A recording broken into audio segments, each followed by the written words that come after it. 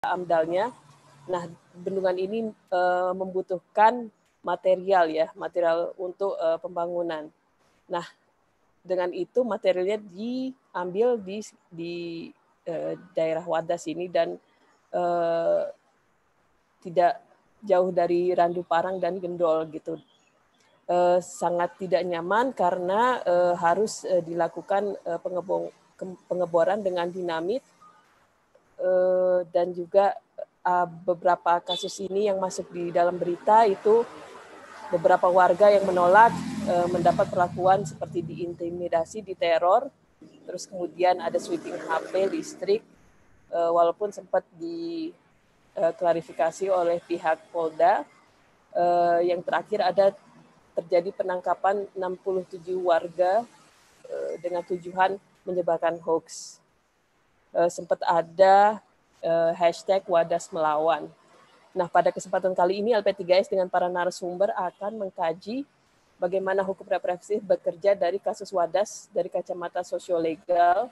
Bukan hanya ini, tetapi sebenarnya kasus serupa ya untuk pembangunan sudah berulang kali terjadi ya dengan pendekatan represif. Terus kemudian para akademisi turut prihatin karena pada dasarnya sebenarnya negara menjamin perlindungan bagi masyarakatnya, dan salah satu dari poin itu adalah bagi mereka yang terkena dampak pembangunan itu diberikan perlindungan sosial agar mereka tidak jatuh miskin atau mendapat perekonomian yang lebih baik seperti itu. Baik, pada kali ini ya, sambil kita menunggu rekan kita yang lain, kita akan mendengarkan dari Mas Isnur di sini sebagai Ketua Umum YLBHI untuk kasus Wadas. Mas Isnur, kami undang untuk menyampaikan. Ya, sebentar saya aktifin dulu background yang lain.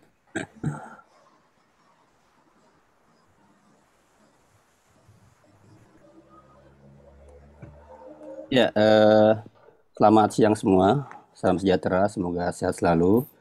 Terima kasih LP3S sudah mengadakan diskusi ini.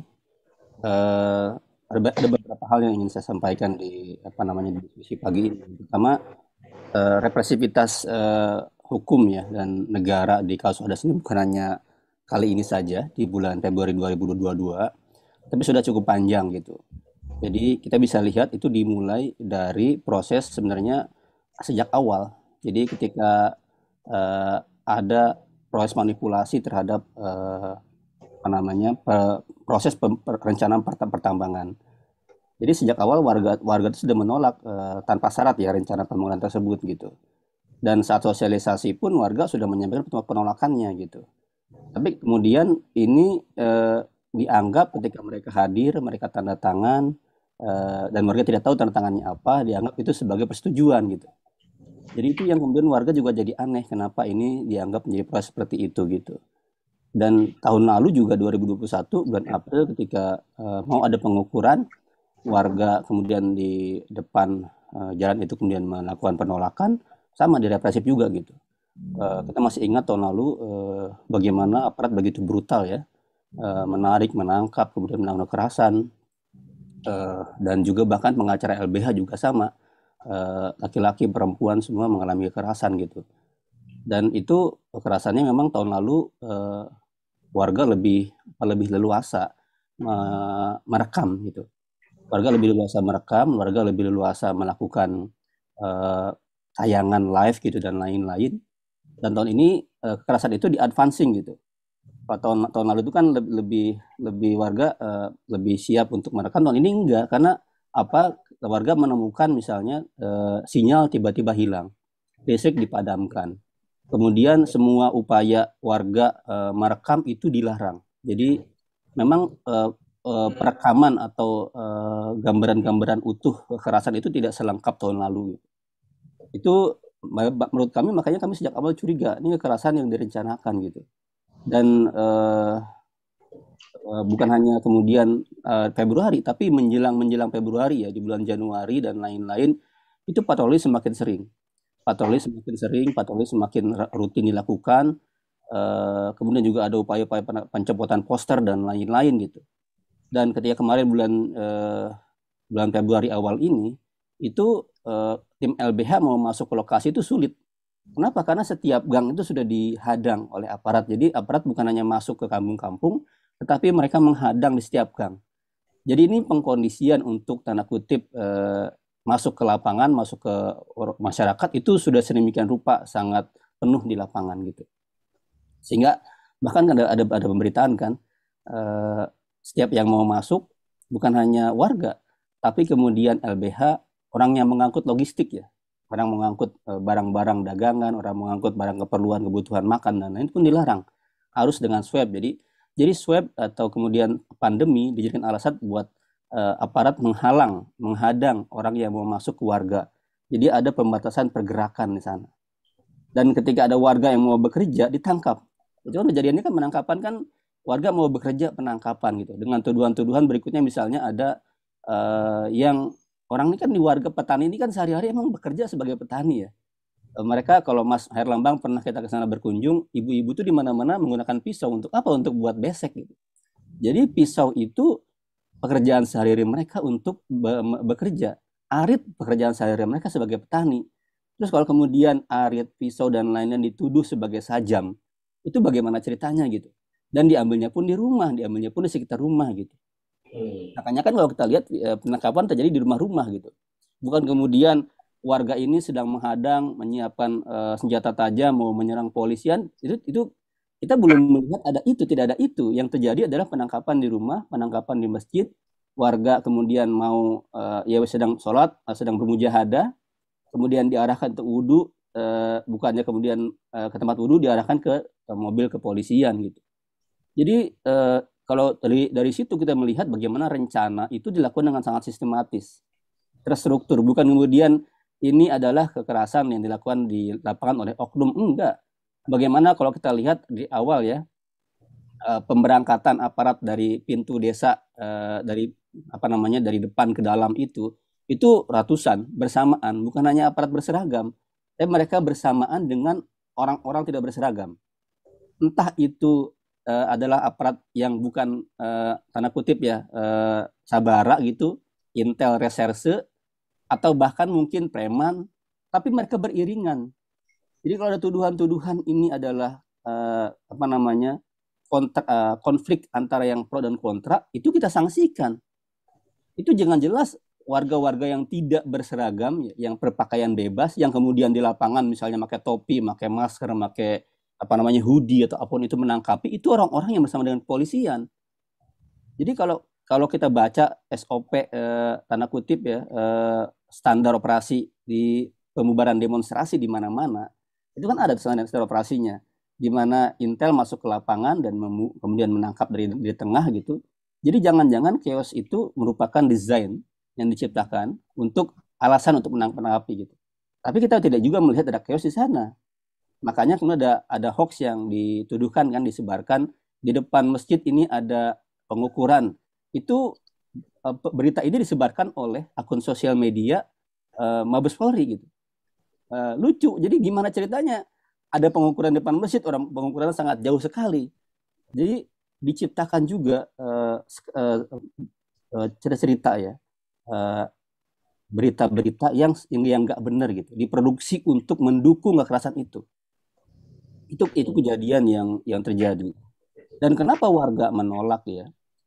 Ini sangat panjang warga melakukan penolakannya, bukan hanya tahun ini saja, tapi sudah sejak 2013, sejak awal mereka dapat berita kabar ini gitu. Seperti warga-warga yang lain ya, Bebatuan itu kan sumber mata air di sana tuh warganya sangat subur ya. Itu menghitung potensial atau kemudian keuntungan warga dari lestarinya alam itu tidak kecil, sangat besar, miliaran setiap tahunnya. Di Wadas ini sangat terkenal akan durennya, petainya, dan semua produk-produk hasil pertanian. Dan itu tidak pernah dihitung sebagai sumber kebahagiaan, sumber sumber kehidupan warga gitu. Dan yang itu akan hilang dengan hancurnya alam desa mereka. Ketika itu ditambang, maka akan hilang semua potensi mata air yang di bawah itu namanya sawah, kebun dan lain-lain mata air kan. Kenapa di atasnya dirusak gitu? Itu sederhananya seperti itu. Dan warga sudah mengetahui bagaimana pengalaman di wilayah-wilayah lain kan, bagaimana rusaknya alam karena penambangan. Dan di Purworejo ini bukan hanya di Wadas, tapi ada wilayah-wilayah lain di luar Wadas yang di Purworejo ini banyak penambangan. Penambangan itu jelas berdampak pada lingkungan hidup gitu. Dan akhirnya warga membentuk masyarakat membentuk persatuan ya, Gempa Dewa, dan perempuan hadir di depan gitu. Wadan-wadan Wadas ini. Dan di tengah jalan kita juga menemukan bahwa selain alasan itu juga ada alasan-alasan prosedural. Misalnya gini, setiap pembangunan ya, apalagi yang berisiko, katakanlah kita mau menggunakan undang-undang terbaru ya, itu wajib ada AMDAL. Sedangkan AMDAL ini, AMDAL-nya hanya AMDAL pembangunan waduk. Jadi pemerintah itu, gubernur Jateng ini, tanda kutip ya, menyelundupkan hukum dengan membuat satu izin, yaitu izin pembangunan waduk dan izin pengambilan batu. Jadi tidak ada izin untuk pertambangan. Padahal pembangunan waduk, pengadaan lahan untuk kepentingan umum, dan pertambangan itu rezim yang berbeda hukumnya. Kita tahu semua. Nah, dia menyatukan izin. Jadi tidak pernah ada analisis dampak lingkungan terhadap tambang. Kita cek mengapa Wadas ini, kalau kita cek di Kementerian SDM, bukan wilayah yang nggak diizin, yang nggak diperbolehkan tambang. Harusnya dikaji dong secara analisis. Apakah kemudian dia berdampak pada misalnya rawan bencana kah atau apakah gitu. Itu harus dianalisis.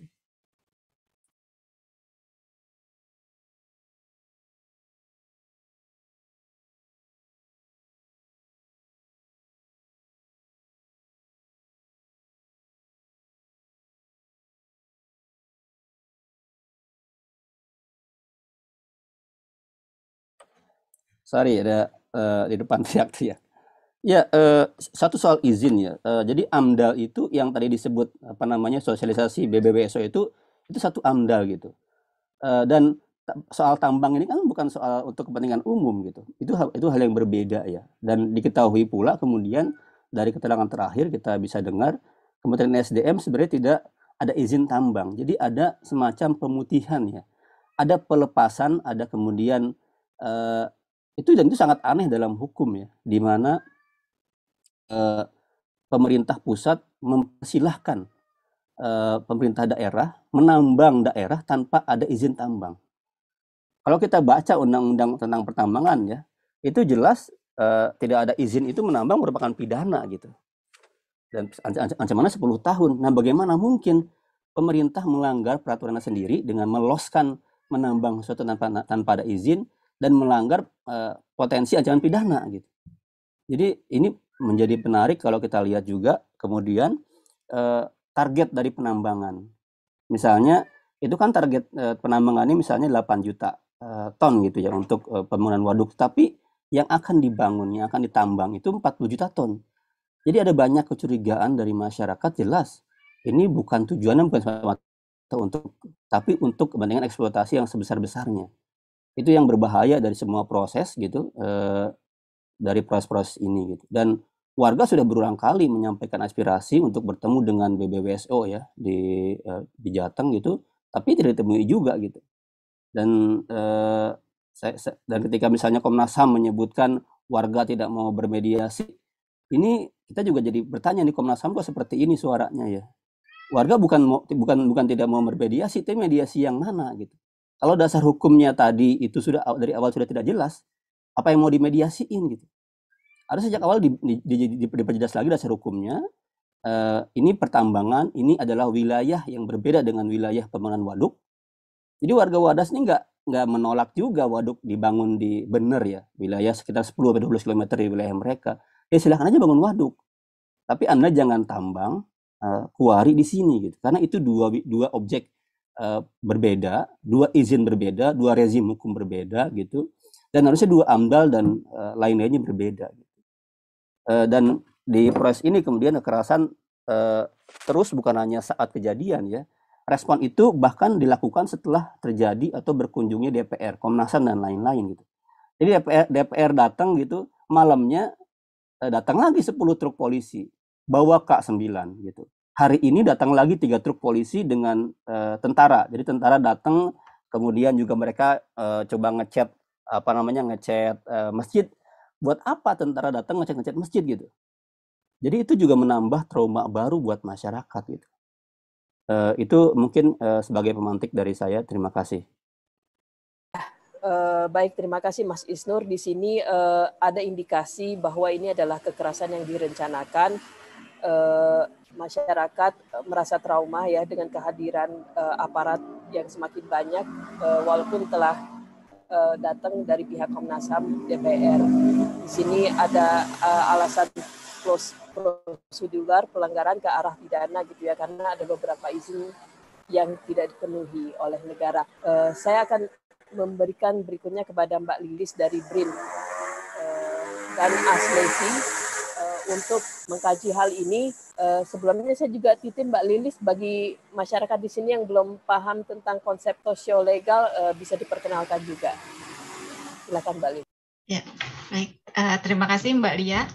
Selamat siang. Assalamualaikum warahmatullahi wabarakatuh.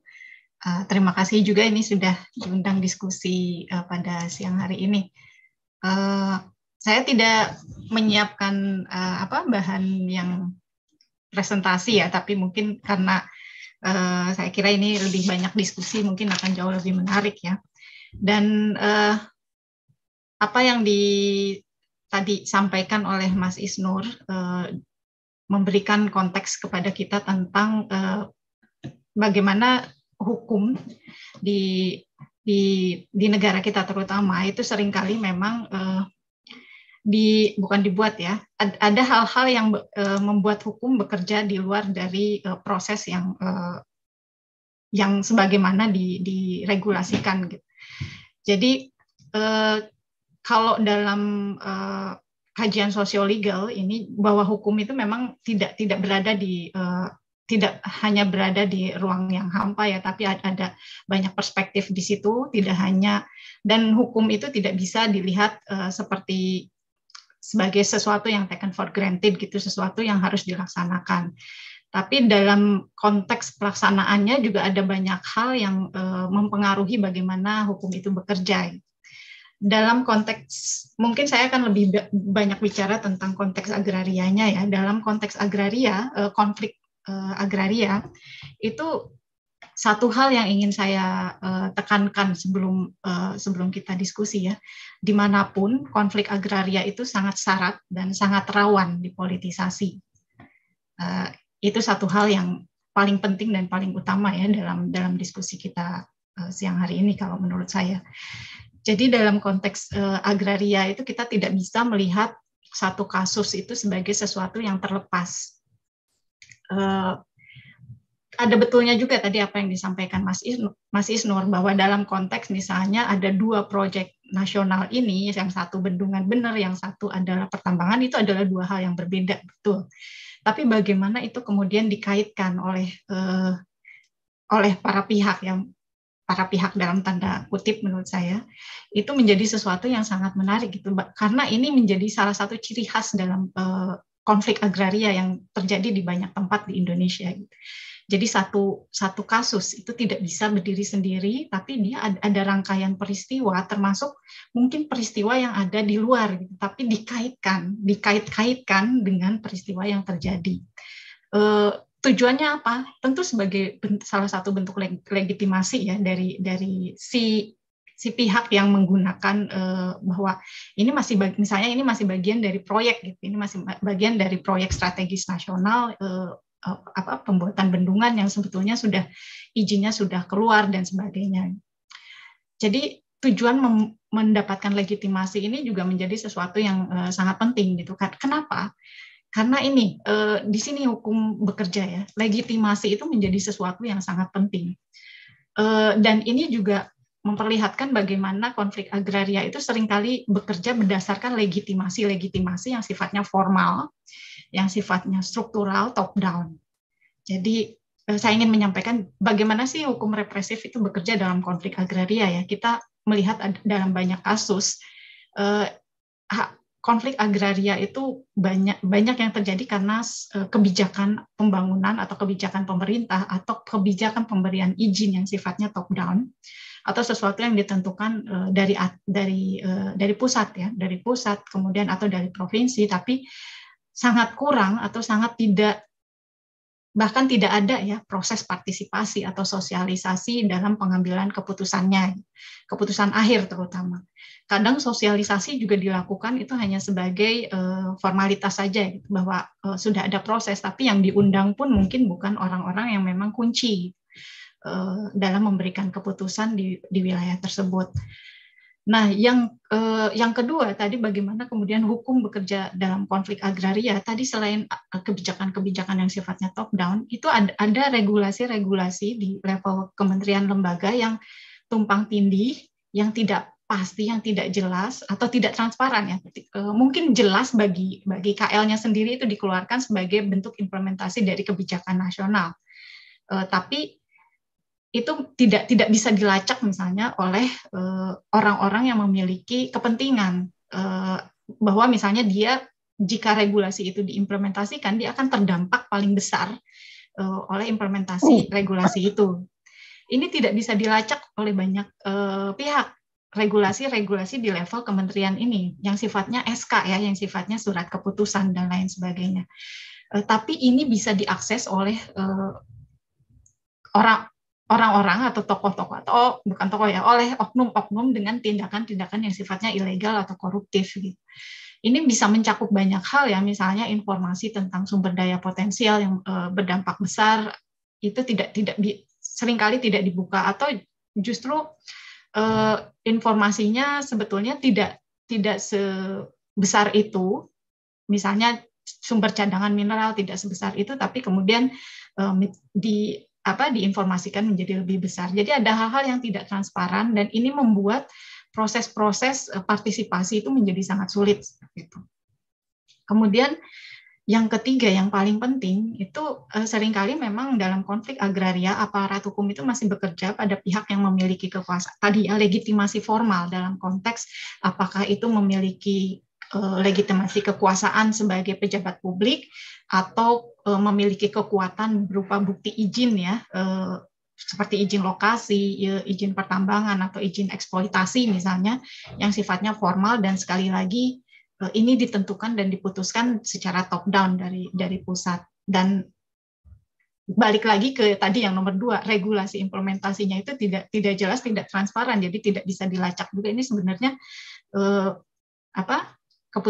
keputusan publiknya ini merunutnya dari mana sampai kemana itu tidak ada. Tiba-tiba saat diimplementasikan banyak masyarakat kemudian tidak terinformasikan dengan baik. Yang ada ya seperti itu, ada banyak konflik atau sengketa yang muncul pada akhirnya. Nah, dalam konteks konflik agraria yang kita perlu sangat memperhatikan bahwa konflik itu tidak berasal dari satu kejadian saja gitu, tapi ini kita harus melihat pada konteks yang lebih besar.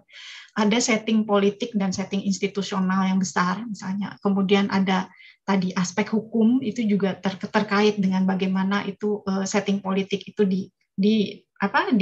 ditempatkan sedemikian rupa. Nanti saya akan sedikit membahas tentang bagaimana aspek kebijakan nasionalnya, yaitu tentang proyek strategis nasional itu, dan bagaimana kemudian aspek hukum ini kemudian dibuat untuk mendukung kebijakan politik atau kebijakan institusional itu. Kemudian sangat jelas dan sangat pasti itu ada kerangka kebijakan ekonominya. Jadi dalam banyak konflik agraria yang dikedepankan itu lebih kepada benefit secara ekonomi, sifatnya yang sering dipakai adalah untuk kepentingan umum, untuk kepentingan publik, misalnya seperti itu. Jadi istilahnya sebesar-besarnya kemanfaatan untuk masyarakat yang lebih besar, gitu, tapi dengan mengorbankan sekelompok masyarakat lainnya gitu. Padahal ini tentunya tidak selalu, ini bukan sesuatu yang harus kita kita terima gitu, karena ini ada banyak permasalahan, termasuk permasalahan hukum dan permasalahan hak asasi juga di situ. Jadi tadi yang ketiga adalah aspek kerangka kebijakan ekonominya, kemudian yang keempat tadi bahwa kita sebetulnya harus memahami bahwa tanah atau lahan itu merupakan memiliki perspektif atau bukan perspektif ya, tanah itu dalam banyak pandangan masyarakat lokal di Indonesia itu memiliki aspek kapital sosial dan kultural yang sangat penting gitu bagi masyarakat.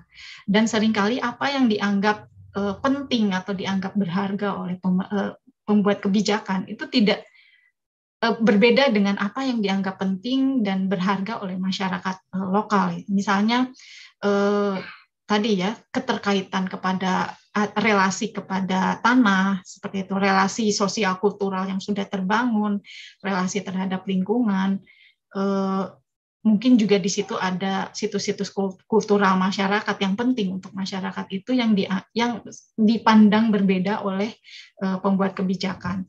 Jadi perbedaan pandangan ini juga yang menyebabkan, yang salah satunya menyebabkan bahwa apa yang dianggap berharga, apa yang dianggap penting oleh masyarakat, bahwa relasi kami dengan tanah, itu sangat penting menurut kami, karena ini adalah sumber penghidupan, tapi itu oleh pembuat kebijakan kemudian dianggap sesuatu yang mungkin berbeda, atau bahkan ya dalam banyak kasus itu, kamu harus berkorban untuk misalnya kepentingan publik yang lebih besar, seperti itu. Tapi semua aspek ini juga harus kita lihat dalam konteks yang saling berhubungan, yang berkelindan seperti itu ya. Ada di situ juga kita bisa melihat kalau dalam banyak konflik agraria yang lama ya, yang sangat kronis itu kejadiannya memang lama, terjadi puluhan tahun, itu akarnya itu seringkali bisa sampai kita runut pada misalnya zaman kolonial misalnya, atau zaman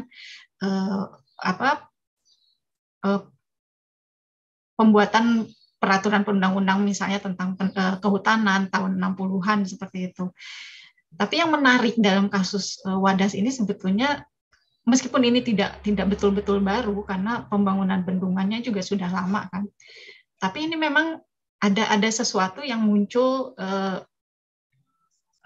kekinian gitu ya di dalam 3 tahun terakhir ini. Jadi akar konfliknya juga kalau kita lihat ini sesuatu yang disebabkan oleh tadi pertambangan yang tiba-tiba, kalau kata Mas Isnur ya.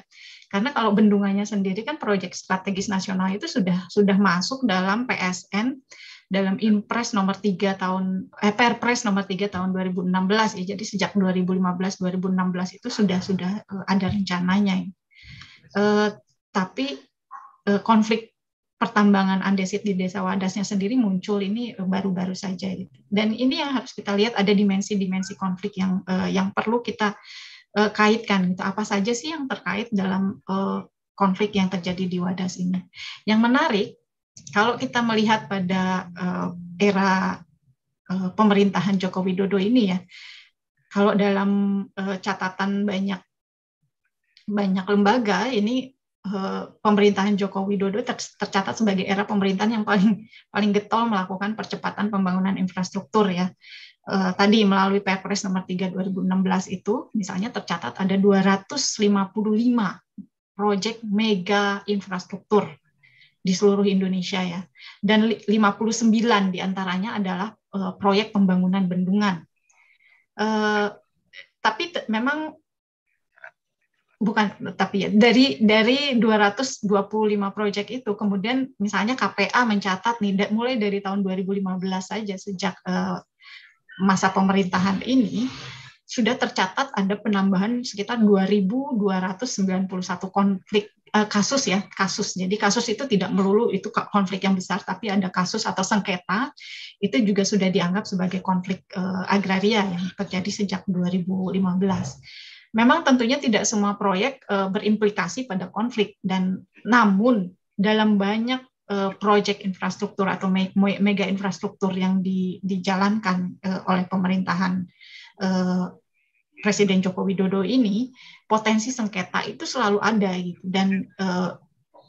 Dan ini apabila tadi proses-proses yang tidak melibatkan masyarakat, informasi yang tidak transparan itu tetap berjalan seperti itu kok sengketa atau konflik itu akan terus bermunculan.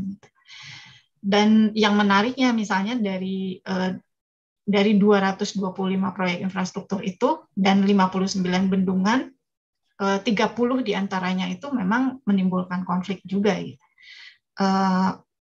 Yang menarik misalnya kalau tadi ya konflik pertambangan juga sebetulnya konflik yang paling besar jumlahnya di Indonesia kalau dalam catatan teman-teman KPA.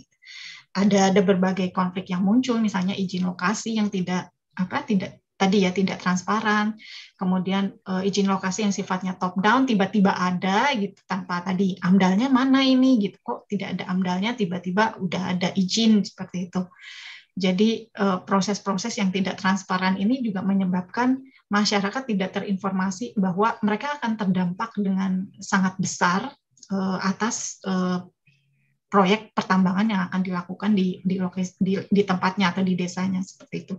Ini baru izin lokasi saja. Dalam banyak kasus konflik agraria pertambangan itu proses eksploitasi itu juga menimbulkan banyak konflik juga. Itu mungkin jauh lebih besar dari konflik yang terjadi pada saat terbitnya izin lokasi. Dan di lebih banyak tempat lagi konflik yang terjadi pasca eksploitasi itu juga menjadi bahkan lebih rawan ya, karena di situ sudah tidak jelas siapa yang bertanggung jawab, perusahaan penambang yang sudah pergi misalnya karena izinnya sudah habis. Jadi masyarakat dibiarkan terdampak tapi tidak bisa meminta remedi ke siapa gitu, apakah ini ke pemerintah daerah atau ke perusahaan tambang juga sudah tidak ada. Nah, kalau dalam proses izin lokasi ini seharusnya karena ini masih di awal, seharusnya konflik ini bisa dicegah ya dengan tadi saat ini mungkin kasus Wadas ini belum terlambat ya, masih ada banyak cara untuk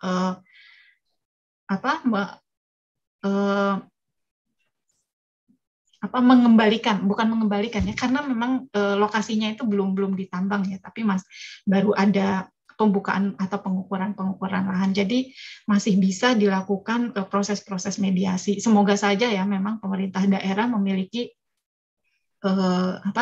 inisiatif dan memiliki komitmen untuk mendengarkan apa yang berharga bagi masyarakat di Desa Wadas ini, dan tentunya apa yang berharga di dalam pandangan pemerintah pusat atau pemerintah provinsi ini juga harus bisa selaras dengan apa yang dianggap berharga oleh masyarakat Desa Wadas.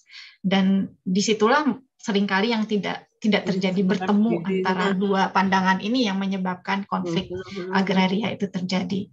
Saya berharap memang yaitu tadi karena kasus di Wadas ini baru di awal, ada banyak kesempatan untuk mencegah terjadinya konflik yang lebih besar, apalagi mencegah dampak atau implikasi yang jauh lebih besar. Tadi Mas Isnur benar, kalau dalam konflik pertambangan atau konflik agraria pertambangan yang sangat disayangkan itu adalah kerusakan alam, kemudian displace, jadi orang-orang menjadi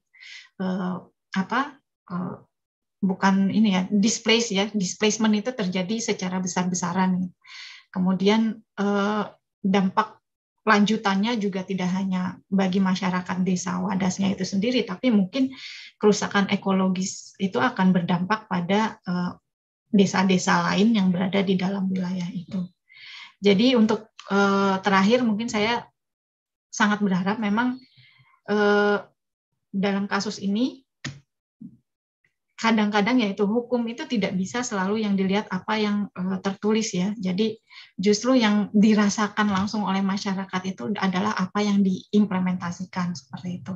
Dan saya berharap semua pihak itu termasuk pemerintah daerah, Komnas HAM, DPR, DPRD bisa memediasi sehingga konflik bisa dicegah dan tadi aspirasi masyarakat juga bisa didengarkan oleh para pembuat kebijakan. Saya kira itu dulu ya untuk pemantik diskusi. Mungkin nanti kita bisa diskusi lebih banyak. Terima kasih sekali lagi. Wassalamualaikum warahmatullahi wabarakatuh. Saya kembalikan ke Mbak Lia. Warahmatullahi wabarakatuh. Terima kasih Mbak Lilis Mulyani dari BRIN dan Aslesi. Sangat pencerahan buat kita ya. Pada dasarnya ini Wadas ini belum terlambat dan masih bisa mediasikan seperti itu. Wadas ini menarik ya, karena memang konfliknya itu tentang tanah, tentang agraria. Di sini memang masyarakatnya melihat ada sebuah nilai gitu yang harus dihormati oleh pemerintah gitu ya. Ada sosiokultural segala macam, selain juga tadi tanah yang subur seperti itu.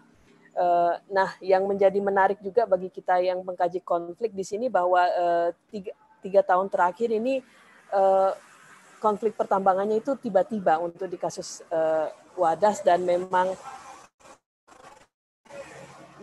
ini memang terjadi karena ada izin lokasi yang tidak transparan atau mungkin top down, dan masyarakat pada dasarnya belum terinformasikan.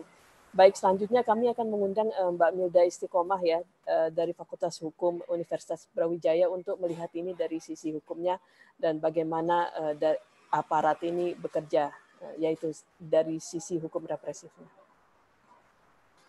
Baik, suara saya terdengar jelas ya Mbak Lia? Ya, dengan jelas. Bismillahirrahmanirrahim. Assalamualaikum warahmatullahi wabarakatuh. Selamat siang rekan-rekan semuanya. Terima kasih LP3S yang sudah menyelenggarakan diskusi pada siang hari ini. Saya pikir menjadi agenda yang penting sekali ya. Tadi Mbak Lilis dan Mas Isnur sudah menyampaikan banyak hal dan beberapa poin yang sangat penting menurut saya untuk memulai diskusi kita gitu. Apa yang saya sampaikan pada siang hari ini sifatnya melengkapi saja gitu. Kalau untuk perspektif hukum, kawan-kawan yang di LBH juga semuanya juga saya pikir juga lebih tahu dan lebih mengetahui begitu ya mengenai penggunaan pasal-pasal yang tidak tepat pada saat penangkapan warga Wadas yang kemarin gitu. Saya izin share screen boleh ya Mbak Lia?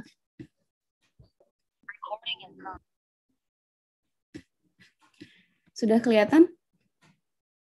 Dengan jelas, dengan jelas. Boleh di full screen? Ya. Jadi tadi yang disampaikan oleh Mas Isnur mengenai update yang terbaru dan juga ada beberapa kata kunci yang saya dengarkan ya, bahwa Mas Isnur tadi menyampaikan bahwa sebetulnya kekerasan yang terjadi di Wadas itu adalah kekerasan yang direncanakan dan berulang gitu. Dan kemudian kalau dari Mbak Lilis tadi kan kita mendengar bahwa ya sebetulnya kalau kita bicara tentang hukum, konflik agraria, dan juga pendekatan sosiokultural dan yang berkelindan gitu ya, ini kemudian membawa kita atau memaksa kita untuk mencoba melihat gejala ini lebih komprehensif begitu. Nah, oleh sebab itu di presentasi saya tidak terlalu banyak slide-nya Mbak Lia, hanya 5 saja, dan saya akan berusaha cepat karena saya pikir kita lebih baik berdiskusi saja ya. Mohon saya diingatkan kalau sudah melebihi 10 atau 15 menit Mbak. Jadi melihat fenomena tindakan yang dilakukan oleh aparat kemarin, saya pikir bukan yang pertama kali, dan saya mengamini semuanya yang disampaikan oleh Mas Isnur dan Mbak Lilis bahwa sebetulnya yang dilakukan oleh aparat dalam hal ini adalah negara itu kekerasan yang berulang gitu ya. Kalau Mas Isnur tadi menggunakan timeline-nya itu sekitar 3-4 bulan yang terakhir, tapi kalau saya melihatnya di 3-4 tahun terakhir gitu. Mbak Lilis tadi sudah mengingatkan kita bahwa kalau kita bicara tentang konflik agraria, konflik pertambangan dan sebagainya, isu ini rawan untuk dipolitisasi. Nah, sebetulnya tidak hanya hal-hal yang berkaitan dengan konflik agraria dan konflik pertambangan. Kalau kita melihat pendekatan yang dilakukan oleh aparat selama ini di isu-isu yang lain juga seperti itu begitu. Seperti misalnya kalau saya memberikan contoh di sini di 3-4 tahun terakhir, rekan-rekan semuanya, masih membekas di ingatan kita di 2019 bahwa belasan mahasiswa ditangkap, polisi bubarkan aksi di Bandung. Pada saat itu demo mahasiswa yang berkaitan dengan rancangan KUHP. Ya. Jadi kalau misalnya di Bandung saja belasan yang ditangkap, tapi kalau kita melihat angka secara luas di Indonesia, ini angkanya juga sudah mencapai ratusan.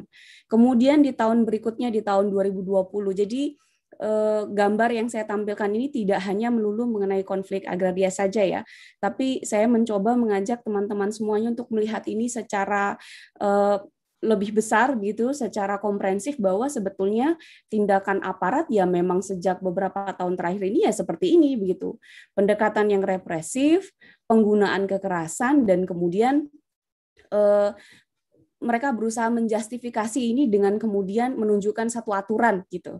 Nah, saya akan menjelaskan itu lebih detail nanti di slide-slide yang berikutnya.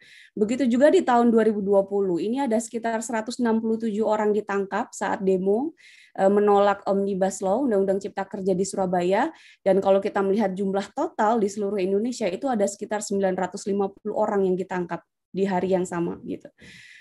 Di tahun berikutnya kita mendengar ada rancangan undang-undang Otsus Papua. Nah, rekan-rekan mahasiswa Papua pada tahun 2021 juga melakukan aksi mahasiswa dan di mana belasan demonstran ini kemudian ditangkap.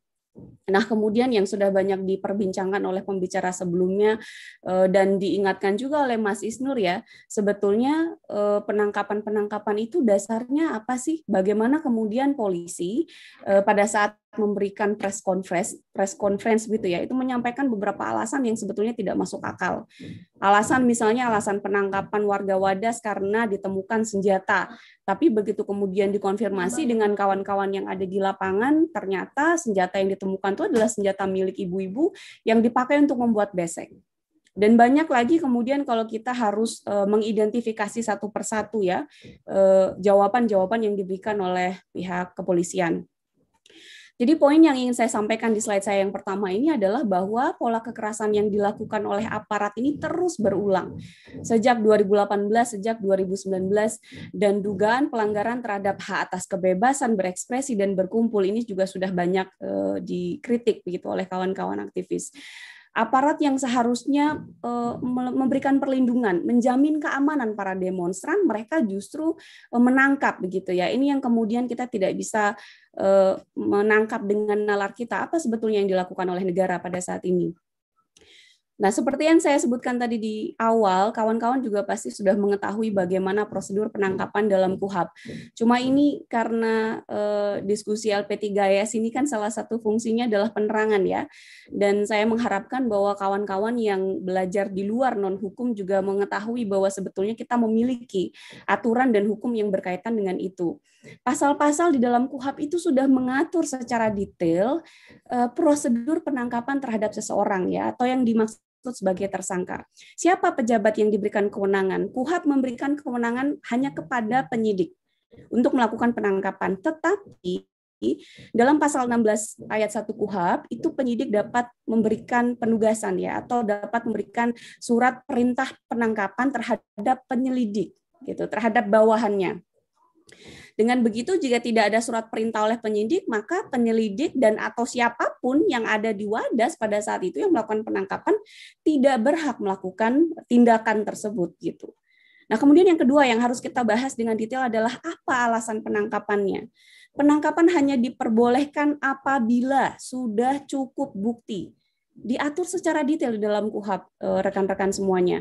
Pasal 17 memaknai bahwa seseorang yang diduga keras melakukan tindak pidana berdasarkan bukti permulaan yang cukup.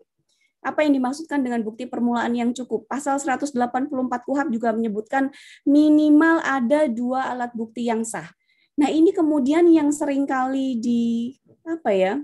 dimanipulasi oleh pihak aparat, bahwa seperti yang disampaikan Mas Isnur tadi di awal ya, bahwa ditemukan senjata gitu. Senjatanya siapa? Ternyata senjatanya ibu-ibu untuk membuat besek. Nah, ini kan kalau misalnya masyarakat tidak mengetahui dengan betul kronologis peristiwa yang terjadi di Wadas beberapa hari yang lalu, lebih mudah untuk kemudian dimanipulasi begitu. Nah, selain itu kemudian saya juga membahas sedikit tentang tata cara penangkapan ya.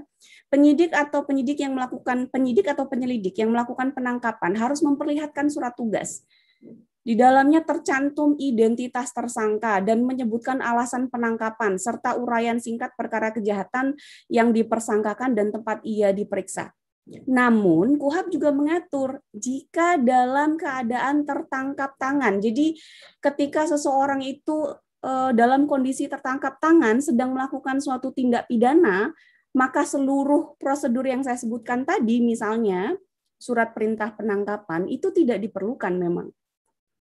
Tapi kondisi tertangkap tangan yang bagaimana yang dijelaskan pada saat itu oleh pihak kepolisian, mereka juga akan kesulitan. Kalau misalnya kita menanyakan dengan detail ya dan meminta penjelasan atas penangkapan terhadap 65 warga Wadas tersebut begitu. Selain itu, kalau ditinjau dari perspektif HAM, dan saya pikir nanti Mas Herlambang juga akan banyak berbicara soal itu, bahwa penangkapan itu pun harus mampu mencerminkan perlakuan yang sopan dan tidak merendahkan martabat seseorang. Cara menangkap dan menahan seseorang juga harus mengacu pada prinsip-prinsip etik dan moral. Seperti kita ketahui bahwa dugaan terjadi penyiksaan, dugaan terjadi intimidasi itu dilakukan oleh aparat. Tidak hanya berkaitan dengan kasus-kasus yang berkaitan dengan konflik agraria dan pertambangan ya, di tindak pidana manapun ada tersangka yang melakukan pencurian, pembunuhan, dan bahkan pelaku kekerasan seksual juga diduga terjadi penganiayaan di dalam pihak kepolisian sendiri. Nah, ini slide saya yang terakhir sebetulnya. Saya ingin mengajak rekan-rekan semuanya untuk mencoba melihat penjelasan ya, apa yang kemudian sedang dilakukan oleh negara pada saat ini. Nah, di tahun 2020, John Kane itu menulis satu buku yang berjudul New Despotism atau Despotisme Baru. Dari buku tersebut kemudian saya dan Mas Airlangga pribadi di tahun 2021 mencoba untuk menuliskan bahwa kekhawatiran kami pada saat itu, jangan-jangan Indonesia ini juga bisa dikategorikan sebagai negara despotisme baru begitu. Karena apa? Karena dari masing-masing elemen yang dijelaskan oleh John Kane di bukunya yang terbaru ini menunjukkan bahwa hal itu juga terjadi di Indonesia gitu. Jadi misalnya contohnya begini ya, munculnya repressive police state gitu. Jadi munculnya tindakan-tindakan yang dilakukan oleh kepolisian yang bercorak kekerasan, yang bercorak represif gitu. Dan elemen yang kedua, when public disturbances happens, the police swing into action. Jadi obedience ini menjadi elemen yang paling penting terwujudnya negara-negara despotisme baru ini. Jadi kalau misalnya ada yang bertindak sebagai oposisi begitu atau bertindak sebagai seseorang yang berseberangan dengan pemerintah, maka tindakan-tindakan yang dilakukan oleh aparat ini menunjukkan bahwa nah ini common enemy nih gitu. Ini public enemy nih gitu. Jadi obedience kemudian stable opinion ini menjadi kunci dari stable government itu sendiri. Maka penangkapan terhadap orang-orang yang tidak bersalah, penangkapan terhadap oposisi, penangkapan terhadap public dissent ini menjadi wajar dilakukan. Nah, saya menggunakan kata kunci juga yang dari Mas Isnur tadi ya, bahwa muncul hoax yang banyak terjadi akhir-akhir ini. Jadi pemberitaan yang tidak benar mengenai pengepungan warga di masjid, kemudian dijelaskan dalam konferensi pers tersebut, begitu ya. Tapi kalau menurut saya, kalau kita menggunakan penjelasan dari John Kane ini, public opinion itu menjadi hal yang paling penting dalam terwujudnya stable government dan stable country itu. Jadi masyarakat dan warga itu dimanipulasi dengan cara kita yang kemudian menjadi pihak yang berseberangan itu adalah pihak yang salah gitu. Ditunjukkan dengan beberapa alasan yang menurut saya tidak masuk akal ya. Dan kalau misalnya kita lihat di beberapa hari yang terakhir ada salah satu buzzer yang banyak berkoar-koar begitu mengatakan bahwa sebetulnya yang mendukung Wadas itu juga banyak. Yang tidak mendukung Wadas itu hanya sedikit. Dan justru yang sedikit itu terdengar berisik dan ramai ya karena disupport dan diprovokasi oleh pihak LSM. Di mana pihak LSM ini kerjanya memang begitu untuk cari makan gitu ya. Kalau rekan-rekan bisa kemudian melihat di beberapa Twitter orang yang bersangkutan, jadi kita dianggap bahwa apa yang kita lakukan ini adalah sebuah provokasi gitu untuk mencari makan gitu kan. Nah, hoax yang semacam itu, manipulasi dari opini publik yang semacam itu menjadi kunci dari negara despotisme baru itu.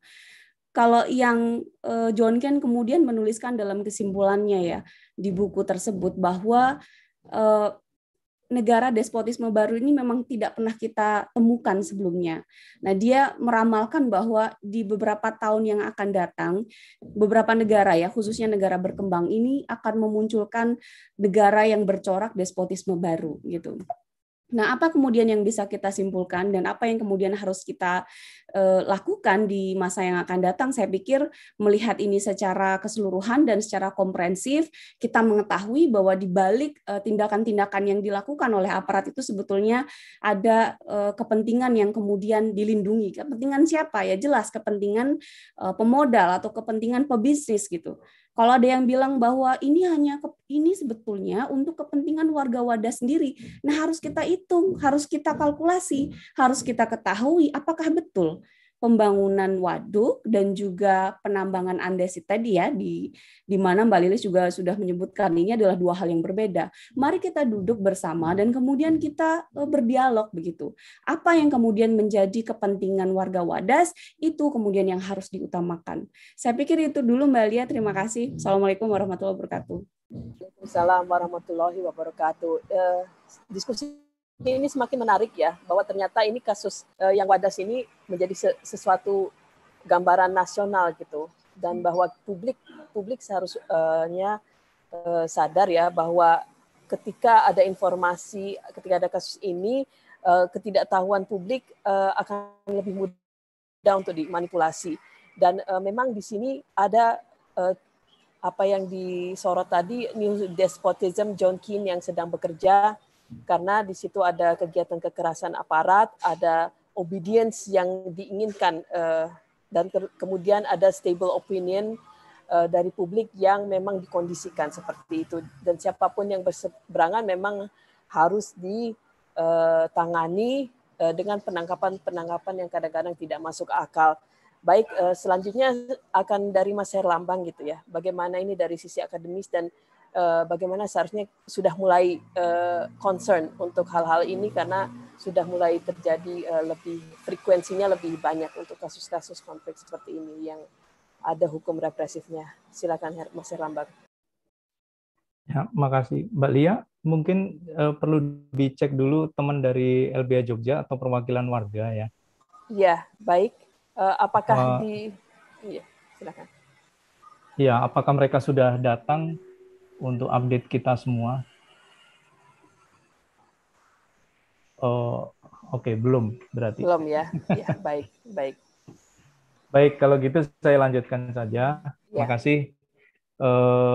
Pertama, saya kira ini agenda yang sangat baik ya, dikerjasamakan LP3IS dengan Asosiasi Sosiolegal Indonesia, dan kebetulan Pak Farizal ketuanya ada di sini, sudah hadir juga. Mungkin nanti perlu memberi perspektif juga bagaimana nih situasi begini, apa yang bisa dikontribusi para akademisi. Dan memang topik ini harus diangkat ya, karena kaitannya dengan perkembangan bekerjanya hukum yang belakangan ini dianggap sebagai kelumrahan gitu, kebiasaan yang rasa-rasanya kekerasan itu selalu menyertai dalam proses pembangunan.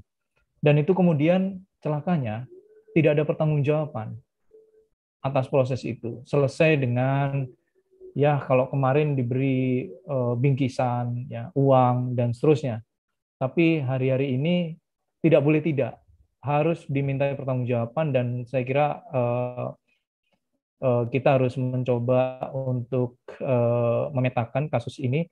Tentu ada beberapa layers yang harus kita pertimbangkan, dan itu sebabnya para ahli di sini ya, ini tidak hanya menghadirkan fakta dari lapangan yang seharusnya bisa kita dapatkan ya, tapi juga selama ini saya melihat di kanal televisi itu kami ini sudah hadirkan ahli ya, misalnya Gubernur Ganjar kemarin menceritakan ya kalau ada masalah-masalah itu kami juga sudah ada ahli. Nah, kami ini juga ingin tahu siapa sebenarnya ahli-ahli yang bersangkutan. Kalau ahli hukum, ahli agraria, ahli tambang, geologi, dan seterusnya, kami ingin tahu, dan bila mana perlu kita fasilitasi forum untuk berdebat, untuk saling berargumentasi, supaya apa? Supaya sama-sama kita berpikir yang terbaik, apa yang seharusnya. Jadi jangan dikira warga itu menolak tambang tanpa dukungan ahli atau akademisi. Nah, kira-kira gitu pesannya. Nah, catatan yang hendak saya sampaikan berkaitan dengan bekerjanya hukum represif ya.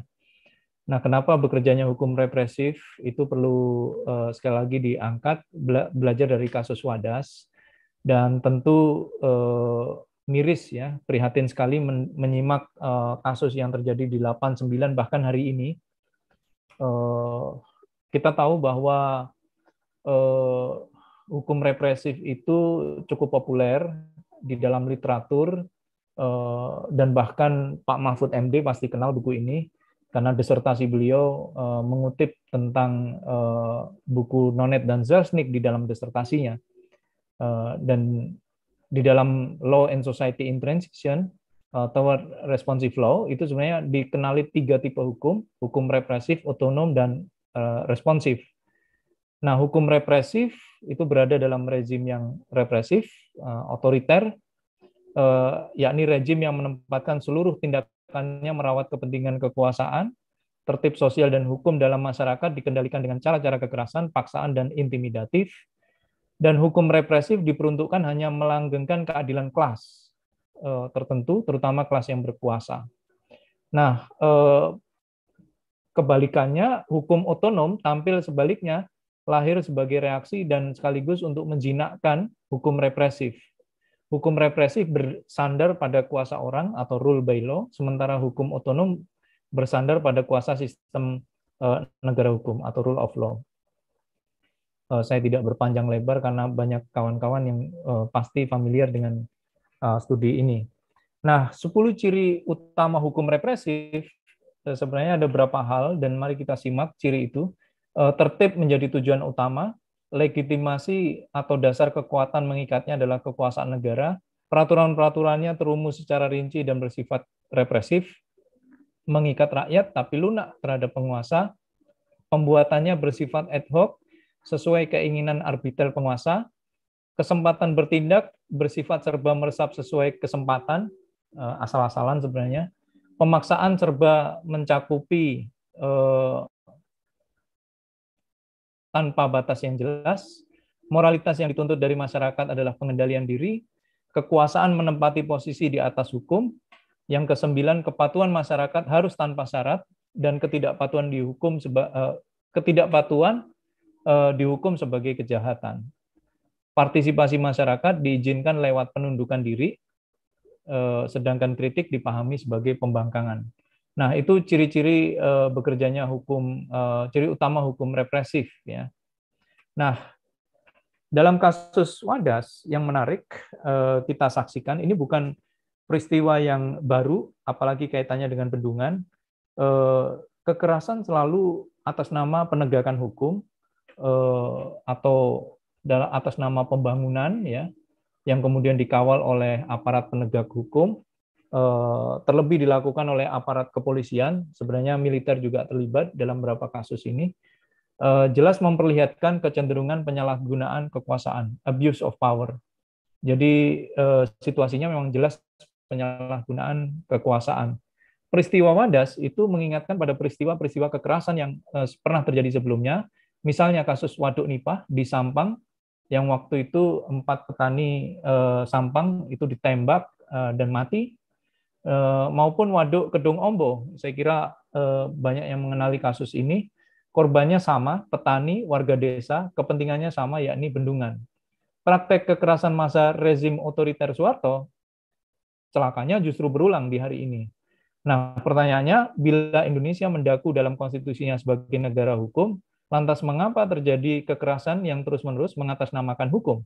Dan mengapa tindak kekerasan demikian berulang dan tidak pernah mendapat pertanggungjawaban?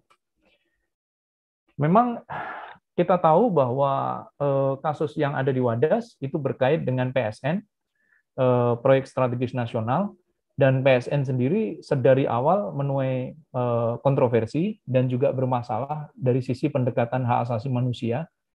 Ini kalau mau dengar ya perspektif hak asasi manusia. bahwa betul memang Jokowi di dalam pidatonya menyatakan soal perlunya perlindungan hak asasi manusia, terutama hak ekonomi, sosial, budaya. Dengan apa? Dengan menciptakan investasi. Nah, ini saya kira paradoks karena orientasi yang difikirkan upaya perlindungan hak asasi manusia disandingkan dengan rezim investasi dan pembangunan. Ini sebenarnya merefleksi politik hak asasi manusia yang sebenarnya market friendly human rights paradigm atau paradigma hak asasi ramah pasar atau investor atau pemodal. Jadi hak asasi itu hanya bisa dibunyikan ketika dia ramah pada kepentingan modal atau investor. Mega proyek infrastruktur maupun upaya percepatan investasi jelas lebih mewakili kepentingan pertumbuhan ekonomi, pembangunanisme, sementara realitasnya justru merusak keberlanjutan ekologi, bahkan merusak sistem kehidupan sosial ekonomi warga yang mandiri.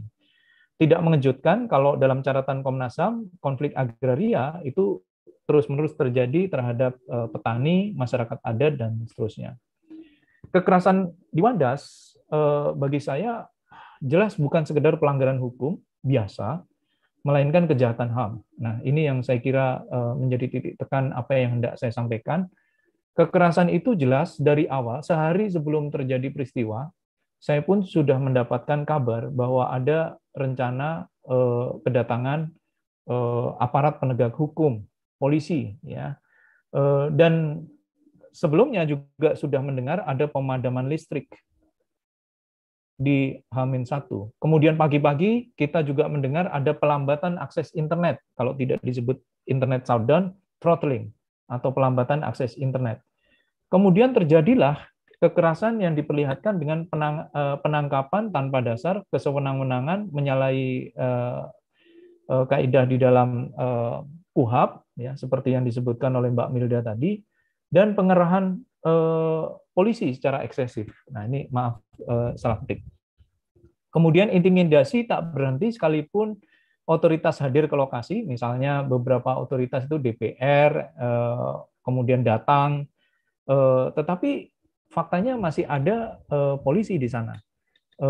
Bahkan dalam saat yang bersamaan ada kekerasan lagi atau intimidasi setidaknya yang terjadi terhadap jurnalis misalnya. Jurnalis yang sedang meliput, terutama salah satu jurnalis yakni Mbak Sinta yang kemudian hadir dan dia mendapatkan intimidasi. Bahkan setelah mereka dilepas, maksudnya mereka yang ditangkap dilepas, itu situasinya masih intimidatif, ya, mencekam. Nah, bukannya peristiwa-peristiwa ini terencana, sistematik, meluas. Bukankah ini ada rangkaian peristiwa? Pertanyaannya, siapa yang bertanggung jawab atas segala peristiwa yang sebenarnya saling terhubung ini? Kekerasan di Wadas, menurut hemat saya, jelas kejahatan terhadap kemanusiaan. Dan ini perlu diuji, ya, perlu dibuktikan dari kronologis pemberitaan media dan komunikasi dengan warga. Peristiwa 89 itu jelas bukan sekedar kasus pelanggaran hukum biasa karena mengarah pada hal yang lebih serius, yakni kejahatan terhadap kemanusiaan. Mengapa? Satu, ada unsur sistematik pengerahan ribuan aparat dan sipil karena disebut-sebut sebagai mengawal pengukuran. Kemudian ada unsur terencana karena ada pemadaman listrik, pelambatan akses internet atau throttling, dan terkesan menghambat informasi karena kaitannya dengan kemungkinan terjadi kekerasan yang ada di lapangan. Dan ketiga, kekerasan, intimidasi, penangkapan sewenang-wenang, dan seterusnya terjadi tanpa dasar. Kalau kita lihat definisi kejahatan terhadap kemanusiaan itu sudah ada di pasal 9 Undang-Undang 26 tahun 2000. Kalau disebut kejahatan terhadap kemanusiaan karena perbuatan berbentuk serangan secara meluas, sistematik, ditujukan langsung kepada penduduk sipil. Beberapa contoh kejahatan terhadap kemanusiaan adalah pembunuhan, pemusnahan, perbudakan, pengusiran, kekerasan seksual, penganiayaan, perampasan kemerdekaan, dan lain sebagainya. Lalu apa yang bisa dilakukan? Dalam konteks ini, mendengar apa yang disampaikan Mas Isnur, juga Mbak Lilis, dengan analisis agrarianya, dan analisis hukum pidana yang disampaikan Mbak Milda, saya berharap Komnas HAM itu harus bergerak lebih cepat dan sigap, memanfaatkan kewenangan yang dimiliki, bukan mediasi, yang sebenarnya tidak tepat dalam situasi kekerasan dan intimidasi yang terus-menerus terjadi. Apalagi bukan siaran pers saja, tidak cukup siaran persnya Komnas HAM, tapi gunakanlah kewenangan yang dimiliki. Rekomendasinya Komnas HAM harus segera membentuk tim khusus, setidaknya ya, tim pemantauan untuk menguji peristiwa-peristiwa kekerasan tersebut. Tidak terkecuali atas trauma dan kekerasan yang terus terjadi baik terhadap warga, pendamping hukum, bahkan jurnalis yang meliput atau mendapat intimidasi. Contoh sederhana misalnya, siapa yang melakukan throttling, pelambatan? Bisa nggak ditanya atau dimintai pertanggungjawaban? Siapa yang memadamkan listrik? Atas perintah siapa? Apa tujuannya memadamkan listrik? Sementara desa-desa sebelahnya tidak ada yang mati listriknya. Siapa yang memerintahkan ribuan aparat turun ke lapangan? Siapa yang memerintahkan penangkapan, penahanan? Siapa yang memerintahkan harus keluar? Diberi bingkisan dan seterusnya. Itu semuanya harus terungkap. Tak terkecuali represi yang mengikuti terhadap misalnya Pak Yaya, LBH Jogja, ataupun jurnalis. Ya. Tidak cukup dengan pernyataan pers, tidak cukup dengan menghadiri webinar. Ya. Saya sangat berharap Komnas HAM membuat tim khusus untuk mengusut kasus kekerasan yang terjadi di Wadas. Dan bagi kami, para akademisi yang sudah melakukan desakan, kami mendesak di Akademisi Peduli Wadas itu membatalkan pertambangan andesit di Wadas. Karena jelas ada beberapa hal yang menegaskan peristiwa 89 itu sudah melukai warga. Tentang kejahatan pembangunan infrastruktur bendungan dan tambang. Artinya, karena ini berkaitan dengan PSN, Jokowi juga nggak boleh diam, karena peristiwa ini sungguh memalukan dan merendahkan martabat kemanusiaan, plus, sekali lagi, perlu untuk meninjau ulang proyek strategis nasional, karena ini banyak sekali, jumlahnya tidak 1-2, ada 100 lebih. Dan bagaimana mekanisme perlindungan hak asasi manusia? Kalau kita merefleksi kasus Wadas. Mudah-mudahan apa yang saya sampaikan ini tersimak dan mendapat upaya lebih maju di dalam upaya penegakan hukum sekaligus perlindungan hak asasi manusia. Makasih. Ya, terima kasih Mas Herlambang. Sangat kuat sekali pesannya bahwa kasus Wadas ini bukan hanya masalah hukum, juga sudah menyentuh masalah HAM. Dan di sini dituntut Komnas HAM untuk bergerak lebih sigap ya, tidak mediasi dan siaran pers, tapi juga membentuk tim yang akan mencari siapa atau siapa yang memberi perintah terhadap hal-hal yang telah kita bahas pada hari ini. Baik, setelah ini saya mengundang Mas Fahrizal Afandi dari Aslesi, Ketua Aslesi, untuk memberikan pandangannya. Mas Iqbal, Mas Rizal boleh di-unmute sama kameranya diizinkan on.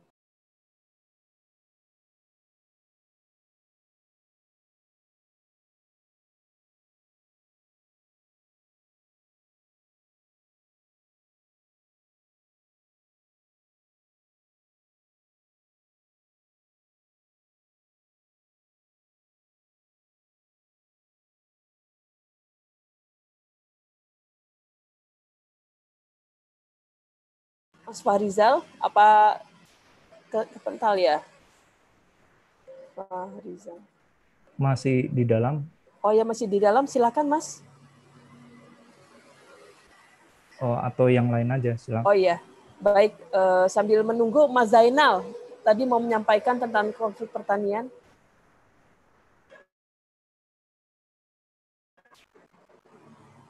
Oh ini, Mas Fahrizal.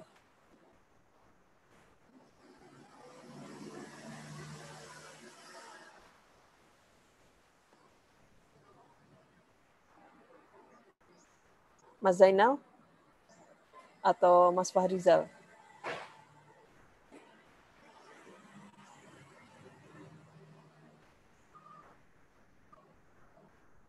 Oh, hostnya ini dari Mas Fahrizal belum bisa di-unmute, mohon hostnya.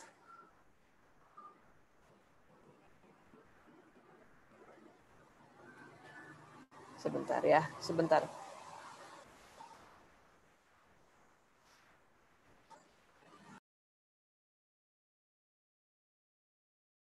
bisa langsung dibuka, Mbak Lia. Izin, diklik aja itunya. Mikrofon sama kamera. Bagaimana Mas Rizal? Udah bisa Mas Fahrizalnya? Iya, dipersilahkan ke Mas Fahrizal di Iya. mute sama kameranya diklik aja langsung.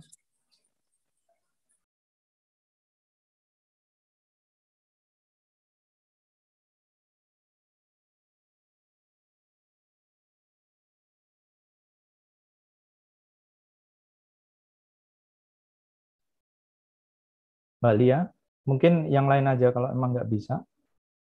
Iya, Mas Zainal di sini mau memberi ini pengalamannya.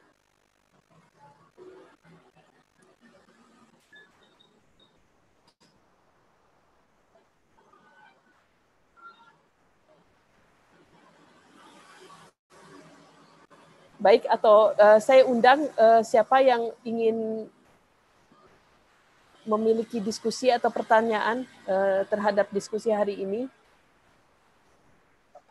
Baik, ya, saya. Ya, silahkan sebutkan nama dan asal. Baik, terima kasih atas waktunya. Saya Nyamuk Karunggu. Saya dari Papua. Ya, baik, silahkan.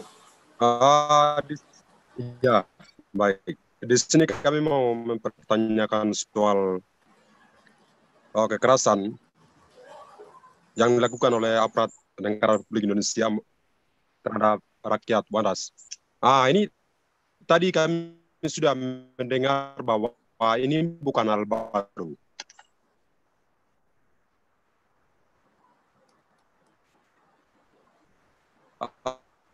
Negara Indonesia sekarang dia kembali ke rezim Soeharto, sehingga perampasan tanah, penangkapan, pembungkaman ruang demokrasi, dan pembunuhan di mana-mana. Ini rezim Joko Widodo. Pembungkaman ruang demokrasi ini bukan hanya di Indonesia, tapi kami rakyat Papua juga mengalami hal yang sama. Pembunuhan juga dilakukan di luar prosedur hukum. Jadi kami melihat bahwa kejahatan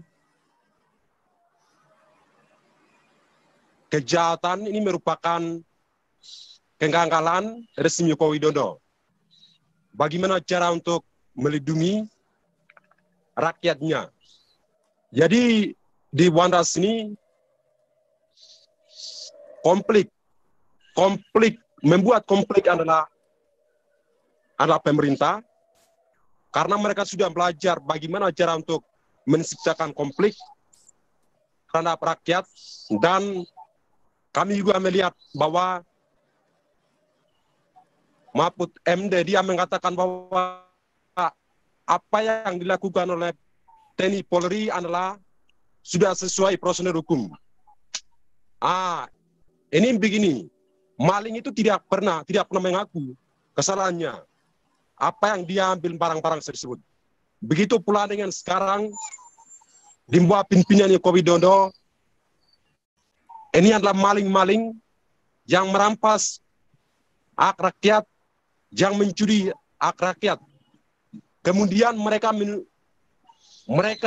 menutupi kesalahan-kesalahan mereka. Karena media dan segalanya mereka yang kuasai. Benar, apa yang dikatakan oleh Rocky Gerung. Dia mengatakan bahwa yang melahirkan bohong adalah pemerintah. Karena mereka memiliki intelijen, media, dan segalanya. Jadi, Wandas adalah milik rakyat, bukan milik pemerintah, baik pemerintah pusat maupun pemerintah daerah. Dalam hal ini, pemerintah Jawa Tengah. Jadi, ketiga perlawanan dari rakyat untuk mempertahankan tanah mereka, air mereka, gunung mereka, itu adalah sah, itu adalah wajar. Karena mereka hidup dari tanah, dari hasil bumi.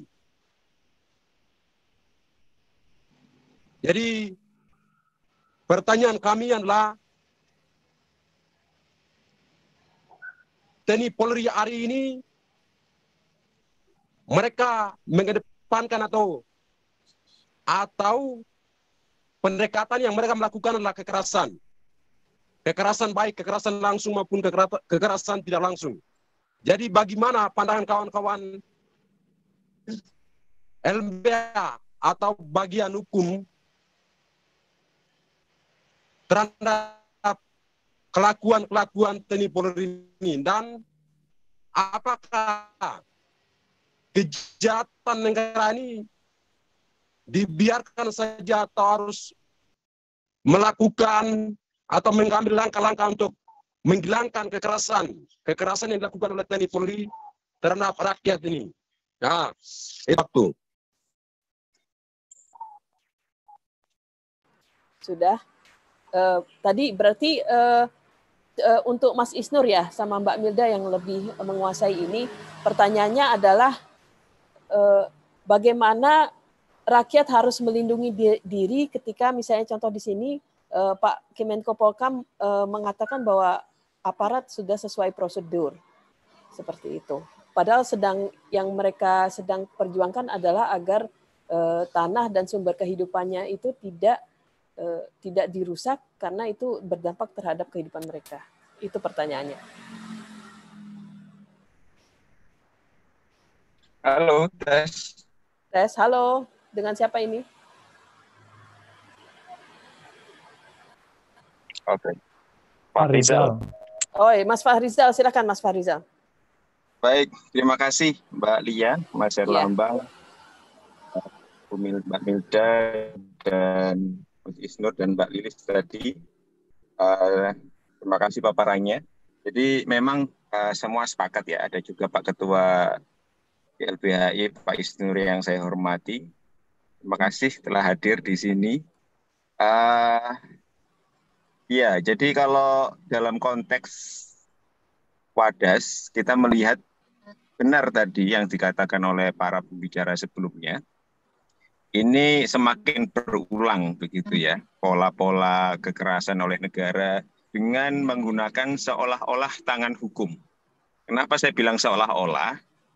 Kalau kita lihat lebih zoom in lagi, ada banyak prosedur yang dilanggar oleh negara. Misalnya tentang, saya barusan baca tentang bagaimana kemudian Desa Wadas itu tidak termasuk di kawasan yang bendungan ya.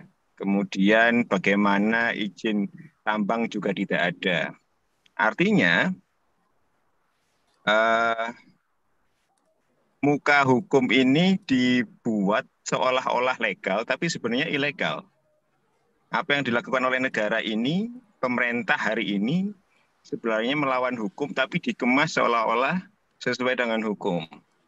Tadi juga disampaikan oleh Mbak Milda misalnya, soal penangkapan. Penangkapan itu rezimnya rezim KUHAP, dan KUHAP sudah jelas mengatur, melimitasi tata cara penangkapan. Penangkapan itu hanya bisa dilakukan kepada orang-orang yang diduga melakukan tindak pidana. Pertanyaannya, tindak pidana apa yang dilakukan oleh warga Wadas? Tindak pidana apa yang dilakukan oleh masyarakat yang ada di dalam masjid? Itu kan tidak jelas. Makanya tadi ada desakan dari Mas Erlambang misalkan. Ketika kemudian eksekutif, gubernur, presiden minta itu dilepaskan, kok dilepaskan? Artinya kalau memang ini benar-benar tindak pidana, melepaskan orang yang diduga melakukan tindak pidana itu kan hanya bisa dilakukan oleh prosedur-prosedur hukum acara. Dan ini terlihat betul kekuasaan politik ya, kekuasaan pemerintahan benar-benar menyimpang mengabaikan hukum. Jadi Rechtsstaat memang cita-cita untuk menegakkan negara hukum tidak bisa dilakukan dalam satu malam. Dan setelah reformasi memang kita harus akui banyak sekali instrumen-instrumen rezim otoriter yang masih bertahan hingga hari ini. KUHAP-nya masih sama, kemudian Undang-Undang Polri itu didesain sama dengan Undang-Undang TNI. Kemudian pola-polanya yang dilakukan oleh pemerintah hari ini itu sebenarnya tidak jauh beda ya, tapi dengan cara yang lebih sophisticated dalam tanda kutip. Kalau dulu dengan cara kekerasan, militeristik, karena memang rezimnya rezim militer, hari ini yang dipakai seolah-olah hukum. Jadi memang rule by law, tapi law dalam tanda kutip, Mas Herlambang. Kalau kita belajar konsep negara hukum ada kan yang thick dan thin ya, negara hukum tebal dan tipis.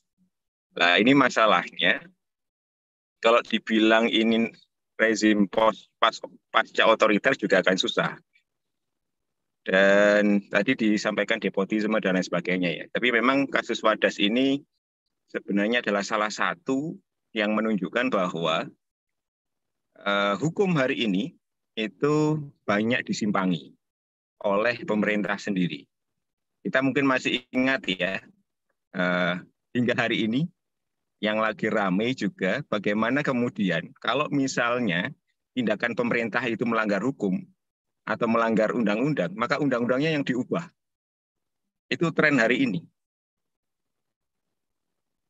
Ini yang mengecewakan menurut saya ya. Harapan kita kepada pemerintah hari ini kan tidak begitu. Dan ini kemudian teman-teman akademisi hukum yang meneliti dengan pendekatan sosiolegal yang bisa melihat ini. Tapi sebenarnya tidak usah sosiolegal ya Mas Herlambang ya. Kita pakai kajian doktriner saja.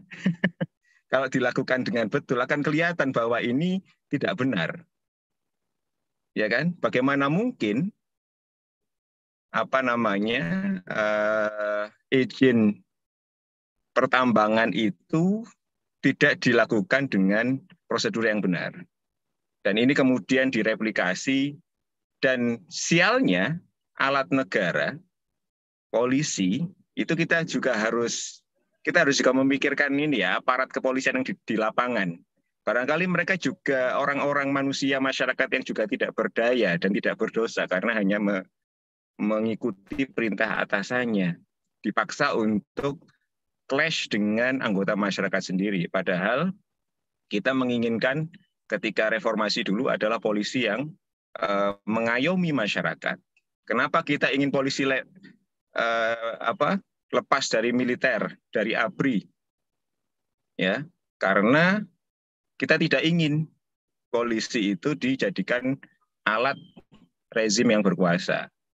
Cuman kasus Wadas dan banyak kasus yang lain menunjukkan bahwa impian itu belum menjadi kenyataan. Dan kita berterima kasih ada teman-teman yang berikhtiar untuk terus menjaga harapan dengan melakukan advokasi, teman-teman LBH Yogyakarta, teman-teman YLBHI, teman-teman akademisi yang terus mengawal harapan kita agar tidak padam. Terima kasih Mbak Lia. Terima kasih insight juga yang sangat bagus ya dari Mas Fahrizal ini, bahwa setelah reformasi instrumen rezim otoriter itu banyak yang masih bertahan ya, KUHAP, UU, Polri, dan TNI. Nah ini menjadi sesuatu yang bisa juga diadvokasikan oleh teman-teman. Mas Harwib, silakan kalau misalnya ada pendapatnya. Ya, terima kasih Lia. Menarik ya, tapi mungkin saya tidak bicara tentang detail-detail dan hal-hal yang bernuansa. Saya coba tarik aja pada hal yang lebih struktural ya. Tadi sudah banyak lah dibicarakan bahwa pada intinya soal kesimpulan yang juga kita sudah bicarakan lebih dari 2 tahun, dan puncaknya itu kan LP3S menerbitkan buku Demokrasi Tanpa Demos, lalu kemudian Public Virtue Institute menerbitkan terjemahan dari demokrasi ke Indonesia, dari stagnasi ke regresi dan sebagainya. kesimpulannya satu, bahwa Indonesia saat ini iliberal demokrasi gitu. Artinya sederhananya definisinya adalah demokrasi tanpa menghormati hak asasi manusia, seluas-luasnya hak asasi manusia, hak sipil, politik, dan semuanya. Jadi kita juga berkesimpulan tadi bahwa ini semacam bukan hanya replika seolah-olah. Tadi juga dibilang bahwa kita juga dulu waktu tahun 80-an saya juga ngomong tentang negara hukum, konsep yang sebetulnya abstrak, restart dan macam-macam. Tapi kalau coba kita bandingin lah secara saya agak ringkas saja membandingkannya. Soal manipulasi hukum dalam bentuk pembuatan undang-undang sama antara Orde Baru dan saat ini. Cuma sekarang memang lebih banyak lagi, lebih sama. Di Orde Baru ada satu karya yang bagus ditulis tahun 80-an, The Law, Propaganda and Terror oleh Julius Flanagan dan Julius Southwood dan Flanagan ya kalau nggak salah. Apa yang kelakuan dari negara Orde Baru dan kelakuan dari negara katakanlah post Orde Baru sama. Manipulasi hukum ya dimanipulasi. Hukum yang bahkan sudah sejak awalnya berdiri Orde Baru sudah memanipulasi sampai sekarang masih berlaku, misalnya TAP MPRS dan macam-macam. Betul Hatsaya Artikelen dicabut, tapi kita juga tahu bahwa ada wujud lain dalam Hatsaya Artikelen. Betul kebebasan beragama di masa Orde Baru tidak terlalu mengalami dan sekarang mengalami.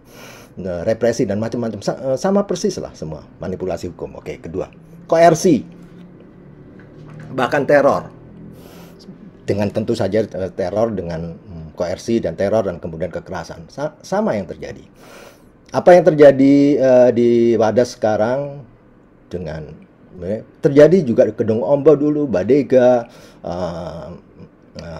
Cimacan, di Sawit dan macam-macam, semuanya terjadi. Dalam kasus Bendungan terjadi. Dan ini cuma puncak kan. Propaganda sama aja, cuma bedanya sekarang di era digital, dulu belum ada era digital. Land grabbing, kita tahu bahwa undang-undang pokok agraria tidak pernah bisa dijalankan apapun. Reformasi yang disebut reformasi agraria atau reformasi macam-macam itu segala macam itu cuma pencanggihan aja dalam bentuk-bentuk yang lebih teknokratis, yang lebih itu iya betul lebih teknokratis sekarang. Tapi intinya pencaplokan lahan sama saja terjadi. Kekerasan, tadi teman dari Papua sudah cerita, nggak ada bedanya kekerasan pada masa Orde Baru di Papua dengan kekerasan yang berlangsung paling tidak sejak mulai zaman Megawati sebagai presiden.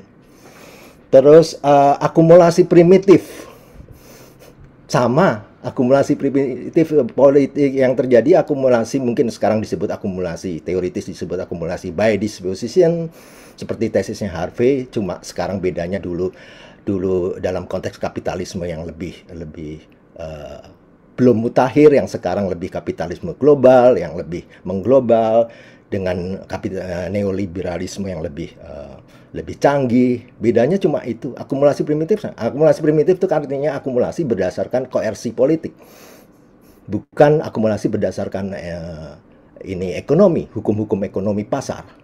Kita tahulah semua KKN sekarang macam. Hegemoni sama aja. Mayoritas yang sekarang hegemoni yang sekarang lebih bersepakat pada posisi penguasa ketimbang kita. Kita ini cuma minoritas, hegemoni. Oligarki ya, kita udah bicara banyak tentang oligarki. Nah, ujung dari pertanyaan saya adalah despotisme baru-barunya di mana? Demokrasi iliberalnya sudah berlangsung sejak zaman Megawati setidaknya. Sejak Gus Dur dilengserkan lah. Ini kan cuma kita lebih canggih aja, kita lebih punya pengetahuan yang lebih banyak untuk memahami realitas, untuk melakukan analisis segala macam. Tapi substansinya sama. Jadi kalau dibilang saya mempertanyakan tesis despotisme baru apa bisa digunakan untuk Indonesia? Kalau itu kan asumsinya harus negara demokratis. Indonesia menurut saya sejak 2004, sejak seolah-olah ada. Bedanya cuma elektoral yang seolah-olah semua ya. Dulu juga ada partai, sekarang juga ada partai. Dulu sama aja juga ada. Kemudian menjadi sama dengan partai-partai sekarang. Semakin jelas lah paling tidak. Tapi mengasumsikan bahwa Indonesia adalah demokratis itu jadi persoalan untuk tesis demokrasi baru. Begitu aja. Dengan demikian maka sebetulnya mungkin kita perlu lebih belajar banyak lagi dengan sejarah. Iya, betul. Gitu. Artinya kalau misalnya saya ambil tesis yang saya tentang dari tesis liberal demokrasi sekarang itu kan mengandaikan bahwa seolah-olah Indonesia itu demokratis pasca reformasi. Baseline datanya apa? Gus Dur periode pendek, cuma 21 bulan.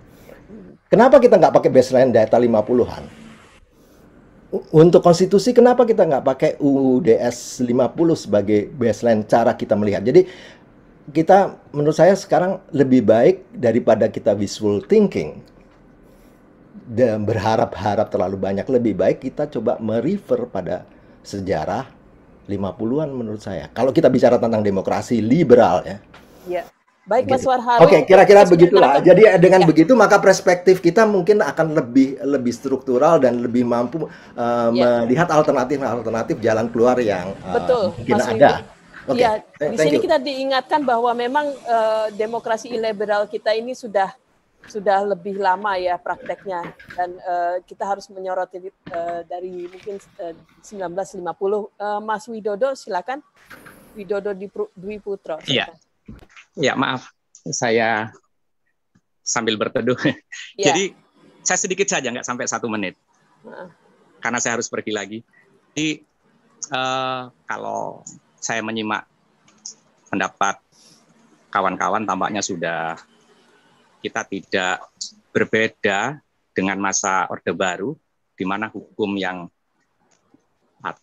politik yang begitu represif, atau jangan-jangan lebih buruk dibandingkan pada masa Orde Baru.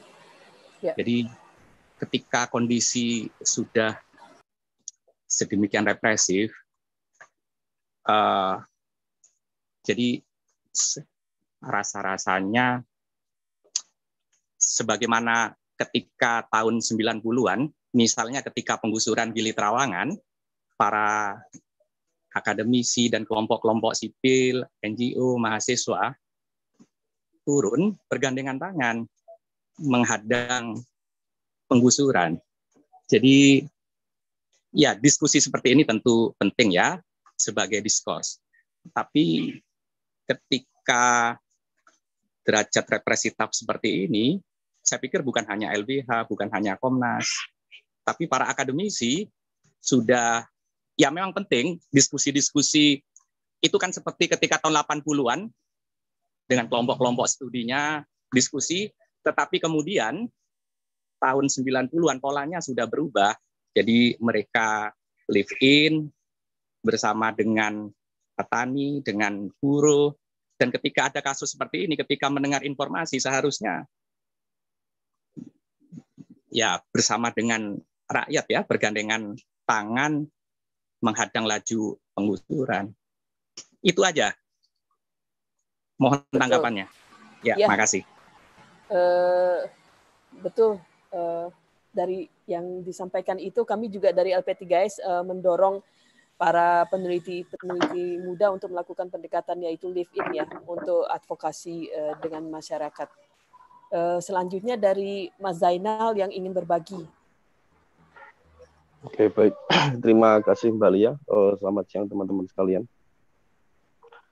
Saya hanya ingin sedikit semacam urun rembuk juga, mungkin juga bertanya juga sebagai orang awam yang memang tidak mengikuti kasus Wadas ya, terutama dalam konteks hukum dan HAM.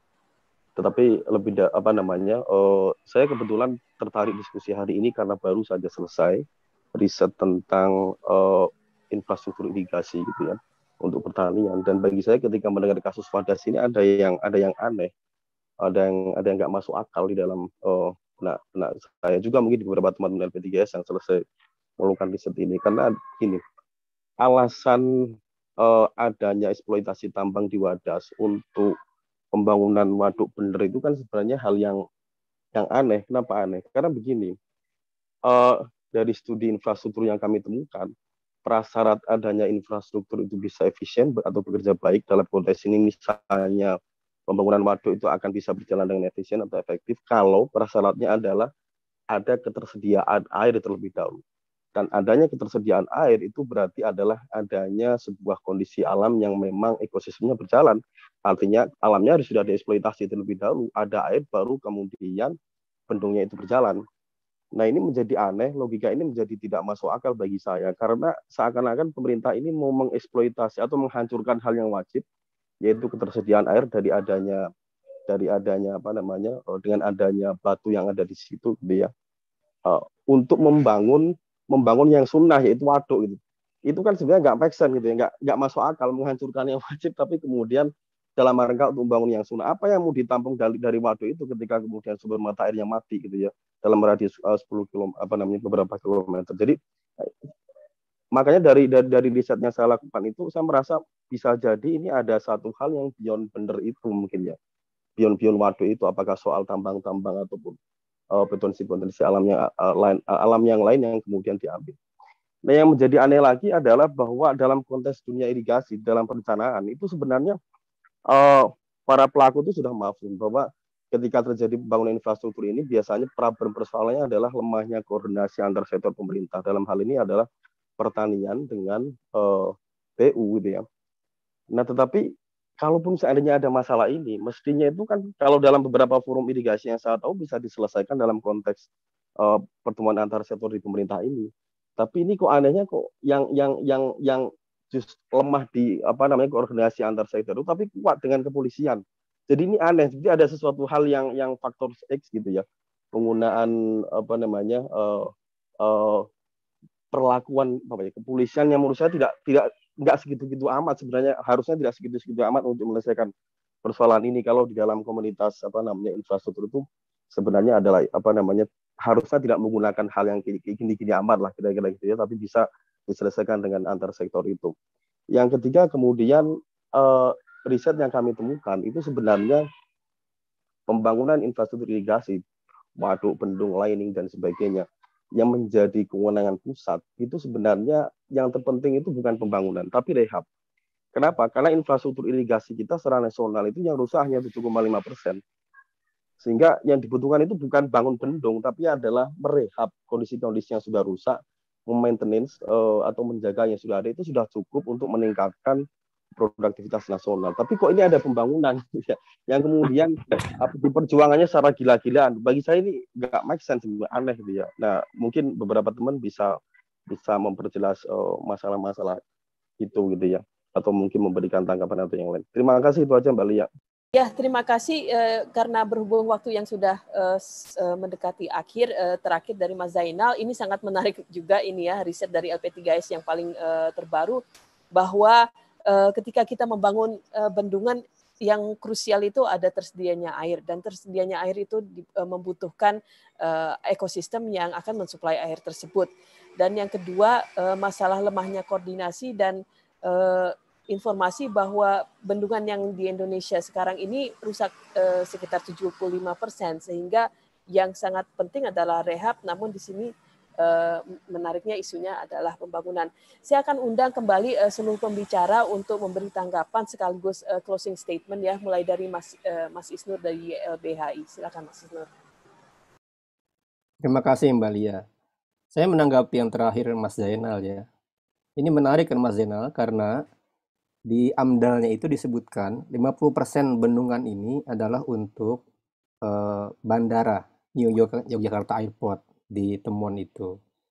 Jadi ini tuh rangkaian pelanggaran HAM yang terus-menerus. Kita masih ingat bagaimana warga di Temon ya, itu sedemikian rupa mereka digusur, mereka dihancurkan ruang hidupnya, mereka dihabisi penghidupan dan semua tentang yang melekat dari diri mereka gitu. Dan sampai sekarang belum pulih harkat martabat dan hak mereka di sana gitu. Juga tentang pembangunan yang melawan segala bentuk sains dan pengetahuan ya, di mana diketahui itu wilayah yang rawan tsunami gitu dan lain-lain gitu. Dan sekarang disuplai air oleh bendungan yang menimbulkan masalah baru gitu. Itu sendiri kita itu sendiri kita tahu bersama bagaimana banyak sekali kajian tentang bendungan atau dam ini kan sebenarnya di mana-mana menimbulkan masalah ya, sedimen dan lain-lain itu nggak pernah dikaji secara serius gitu. Itu era di mana tahun 60 sampai 80 yang oleh banyak negara di negara lain yang namanya dam itu direvisi, dihancurkan banyak dam itu. Dia menghancurkan ekosistem, menghancurkan jalur ikan, mengendapkan banyak hal dan lain-lain. Kita masih ingat bagaimana di berbagai bendungan itu sekali dia terangkat banyak ribuan ikan mati gitu. Itu nggak pernah dievaluasi tentang bendungan itu sendiri gitu. Sebagai bentuk bagaimana mencari energi atau kemudian mensejahterakan petani atau tadi bahkan ceritanya soal irigasi menjadi semakin yakin bahwa ini sebenarnya tidak dibutuhkan gitu ya oleh pertanian dan lain-lainnya. Yang berikutnya saya ingin menambahkan detail dari peristiwa ini. Jadi kisah tentang bagaimana negara ya memburu warganya. Ini kisah perburuan sebagaimana Pramudia menulis perburuan ya. Jadi ini kisah klasik di mana ini diulang. Tidak hanya terjadi perburuan di hari penangkapan, saya kirim link gitu. Itu malamnya tadi cerita dikirimkan mobil K9 ya, mobil anjing. Ternyata itu untuk dipakai untuk memburu warga. Karena warga banyak ketakutan, lari ke tengah hutan ke atas dan anjing dipakai untuk memburu warga gitu. Apa tujuan untuk memburunya ini? Apakah mereka sekelompok teroris atau sekelompok penjahat yang telah menyerang pimpinan negara gitu sehingga sedemikian rupa berbahaya sehingga harus ditangkapin. Dan dalam konteks tenurialnya dan konteks jaminan kepemilikan ini sama persis di temuan sertifikat udah nggak berlaku. Nah ini warga surat pajaknya, surat keterangan-keterangan kartu keluarga itu diambilin. Jadi ada upaya yang represif sampai ke ranah-ranah pribadi, mengambil surat pajak atau keluarga dan lain-lain. Untuk apa? Untuk memastikan bahwa proses berikutnya itu akan lancar. Saya sepakat dengan Mas Herlambang ketika Komnas HAM hanya sekedar mediasi. Apa dengan mediasi? Ini masyarakat sudah ketakutan, masyarakat trauma, masyarakat sudah kalah. Sekarang sudah pada titik di mana mereka takut, benar-benar takut. Dan surat-surat kepemilikan mereka diambil-ambilin. Terus memediasi. Itu bukan yang ada balancing power, yang ada malah mereka semakin powerless ketika mediasi dengan pemerintah. Mereka sudah dipukul sedemikian rupa, sekarang disuruh mediasi gitu.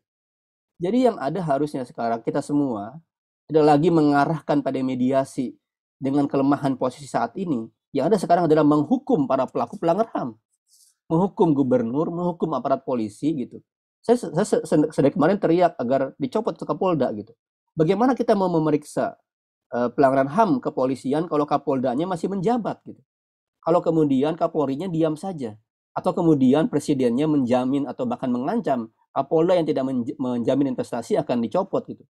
Jadi ada sistemik berjenjang di mana yang bawahan rasa yakin dia membuat kesalahan akan dilindungi, dia nggak akan diberikan sanksi dan dicopot, ya. Yang atasannya pura-pura diem karena dia diperintah dan juga jaminan atau apapun, dan presiden mendiamkan juga. Dan tercermin dari respon-respon di istana, Muldoko, Mahfud MD yang bahkan mengaburkan fakta gitu, menyebutkan dengan video-video itu framing dan lain-lain, tapi dia lupa bahwa media massa, Kompas, Tempo, Tirto semua sudah bicara soal pelanggaran-pelanggaran ini, seolah-olah dia menyamakan juga semua ini hoax, semua ini adalah framing, semua ini adalah kejahatan yang diciptakan untuk menggambarkan peristiwa yang tidak benar. Mereka lupa bahwa fakta itu sedemikian gamblang kita lihat gitu. Nggak ada itu framing. Itu yang kemudian yang kita lihat sebenarnya ini kalau konsepnya ya kita sudah bicara dalam tanda kutip ini YLBHI tahun lalu sudah bilang bahwa sebenarnya otoritarian itu sudah masuk di Indonesia dalam kadar tertentu, itu sempurna. Kalau kita lihat di Wadas, sebagaimana terjadi di Temon, terjadi di wilayah Nagakeo, baru hari kemarin juga beberapa hari sebelum peristiwa Wadas, ratusan aparat polisi dan tentara mengawal alat berat ke Pulau Sangihe. Jadi teman-teman dalam waktu dekat, mungkin 1-2 minggu ini akan melihat kekerasan yang brutal sekali, sama sekali juga di Sangihe. Jadi ini kekuasaan sedemikian rupa dan tidak terhalang. Hukum benar dijadikan kamuflase, dijadikan alasan ya. Dan dengan Undang-Undang Cipta Kerja, dengan undang-undang Omnibus Law ini, masyarakat dan kita sebagai tim advokasi semakin sulit mencari peluang. Ketika kemarin warga Wadas lahir ya perpanjangan izin lokasi pengadaan lahan ya di Wadas, warga punya keberanian. Kami sudah kasih tahu Pak, ini punya resiko. Ketika warga gugat ya, resiko dengan Undang-Undang Cipta Kerja ini ada pilihan yang sulit. Kami mengajukan pengadilan, kami akan tahu bahwa ini berat peluangnya, tetapi nggak maju pun gimana gitu. Kita sebagai orang hukum ya, sebagai lawyer dididik untuk tidak takut menghadapi ini semua, tapi kami tahu bahwa situasinya sulit gitu. Kami tahu pengadilan akan berpihak pada kekuasaan dan hukum-hukum yang dibuat seperti ini gitu. Ya akhirnya kami maju dan kita tahu hasilnya seperti apa gitu. Kita dibombardir dengan pilihan-pilihan yang sulit. Akhirnya apa? Itu dijadikan alasan buat oleh pemerintah untuk bahwa ini sudah digugat dan masyarakat kalah gitu. Tapi kan masyarakat lupa bahwa di Kendeng kita gugat dan kita menang. Kita menang, gubernur kalah dan pertambangan dilarang. Tapi gubernur itu tetap ngoyo, tetap lamis, dia tetap dia tetap melakukan pengelabuan dengan mengeluarkan izin baru. Dengan katanya saya memperbaiki putusan. No, putusan hanya melarang mencabut izin, tidak kemudian memperbaiki pertimbangan-pertimbangan. Dia buat sebagai perbaikan, keluarin izin yang baru dan pertambangan jalan terus. KLHS yang dibuat oleh KSP dan KLHK nggak berlaku gitu. Jadi even menang atau tidak menang secara putusan, akhirnya pemerintah akan menggunakan dalih yang sama. Ya, pun mereka kalah, seperti itu posisinya. Jadi ya titik ini kita memang menghadapi situasi otoritarian yang sempurna gitu. Terima kasih. Baik, terima kasih Mas Isnur. Berikutnya Mbak Lilis Mulyani dari BRIN. Ya, terima kasih. Ini diskusinya menarik sekali ya, dan memang ada banyak informasi yang terus terang saya sendiri baru tahu di sini, karena apa yang ada di media itu mungkin tidak mengekspos hal-hal yang, atau ya itu tadi, ketika dalam konflik itu, ketika kekuasaan sudah bekerja, memang ada hal-hal yang ditampilkan dan ada hal-hal yang disembunyikan gitu. Dan ini terus terang sangat membuka mata ya diskusi ini buat saya sendiri, dan ini menegaskan kembali apa yang memang saya percaya berdasarkan apa yang saya lakukan bersama teman-teman ketika mengkaji soal konflik agraria, bahwa legitimasi itu memang digunakan dengan berbagai cara gitu. Apakah itu dengan menggunakan hukum atau dengan merubah hukum sesuai kepentingan, atau bahkan dengan melakukan kekerasan-kekerasan dengan berdalih bahwa ini adalah penegakan hukum, seperti itu. Dan di sini memang menjadi penting kita merefleksi bahwa hukum kita itu memang ada di mana sebetulnya. Hukum menjadi panglima itu akan menjadi baik apabila memang rejim yang membuat atau yang melaksanakan hukum itu adalah rejim yang baik juga.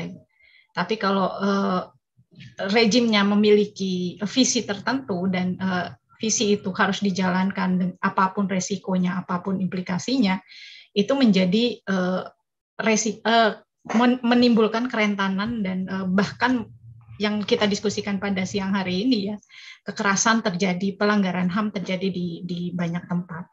Jadi dari proyek strategis nasional atau PSN yang dipercepat dengan Perpres 3 2016 itu, memang potensi konfliknya akan menjadi semakin besar. Dari 225 proyek pembangunan itu misalnya ada, memang kita tidak bisa memantau semua, tapi gerakan-gerakan atau kasus-kasus yang muncul kecil ini juga sebetulnya menandakan ada sesuatu yang salah. Seperti itu. Saya teringat ketika catatan terakhir, saya teringat ketika saya melakukan kajian tentang Bendungan Jati Gede ya di Sumedang tahun 2000-an waktu itu. Jadi ketika kami berangkat ke desa di Jati Gede, itu tidak ada listrik karena memang semuanya sudah dimatikan. Tidak ada listrik, tidak ada angkutan umum masuk semuanya. Jadi seperti desa-desa mati seperti itu. Itu adalah salah satu cara untuk mendisplace secara paksa orang-orang supaya tidak lagi betah berada di desanya. Itu tahun 2000. Ketika saya kembali dari studi saya kemudian merefresh kembali apa yang terjadi di Jati Gede.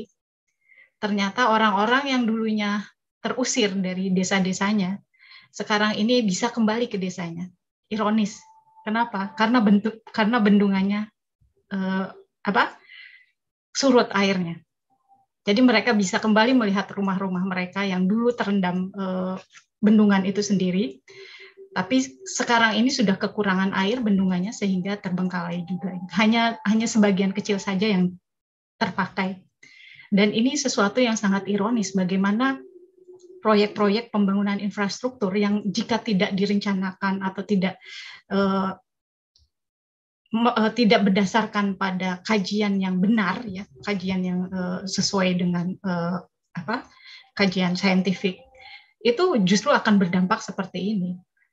Jadi sesuatu yang ironis, kita tidak tahu apakah nanti bendungan benar ini akan betul-betul memberi manfaat. Tapi itu sekali lagi memang proyek-proyek atau ide-ide pembangunan infrastruktur berupa bendungan itu sudah harus ditinggalkan, karena kita juga harus berubah pada bentuk-bentuk lain ya untuk sumber energi seperti itu.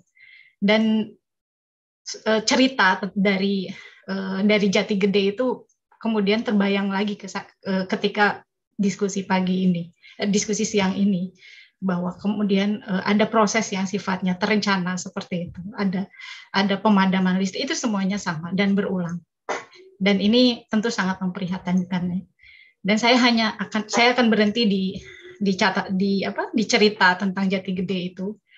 Jadi itu sesuatu yang ironi ketika warga desa itu kembali ke desanya, tapi bisa menemukan rumahnya kembali, tapi sudah tidak bisa didiami. Itu saja dari saya. Ya. Terima kasih. Baik, terima kasih Mbak Lilis. Kami juga dari LP3S mencatat ya dari sejarah itu banyak proyek-proyek yang seperti itu ya, pengusiran secara paksa itu terus nanti berakhir mangkrak terus dan polusi dan tidak bisa dipakai lagi. Baik, Mbak Milda dari Unbrau. Ya, terima kasih Mbak Lia. Saya sedikit saja menanggapi karena tadi ada pertanyaan khusus ya dari Mas Harwib mengenai penggunaan theoretical framework yang saya gunakan gitu. Mungkin secara singkat saya menjawab begini saja.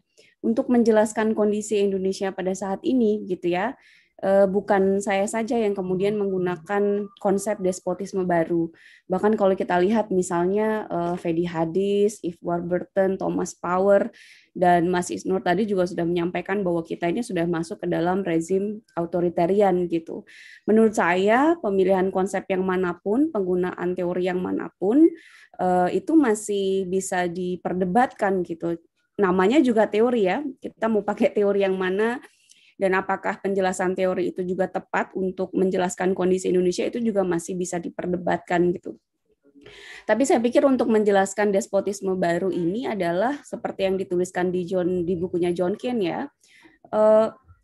Despotisme baru ini adalah tipe baru mengenai pseudo-democratic government gitu. Jadi demokrasinya itu hanya kamuflase saja. Seakan-akan kita memang berada dalam situasi yang yang cukup baik begitu ya, ada pemilu, kemudian ada pembagian kekuasaan, separations of powers, ada eksekutif, ada yudikatif dan sebagainya. Tapi itu hanya kamuflase saja karena seperti kita ketahui bahwa kalau kita melihat secara lebar, secara luas, siapa kemudian yang mengendalikan executive powers, siapa kemudian yang mengendalikan judikatif powers gitu.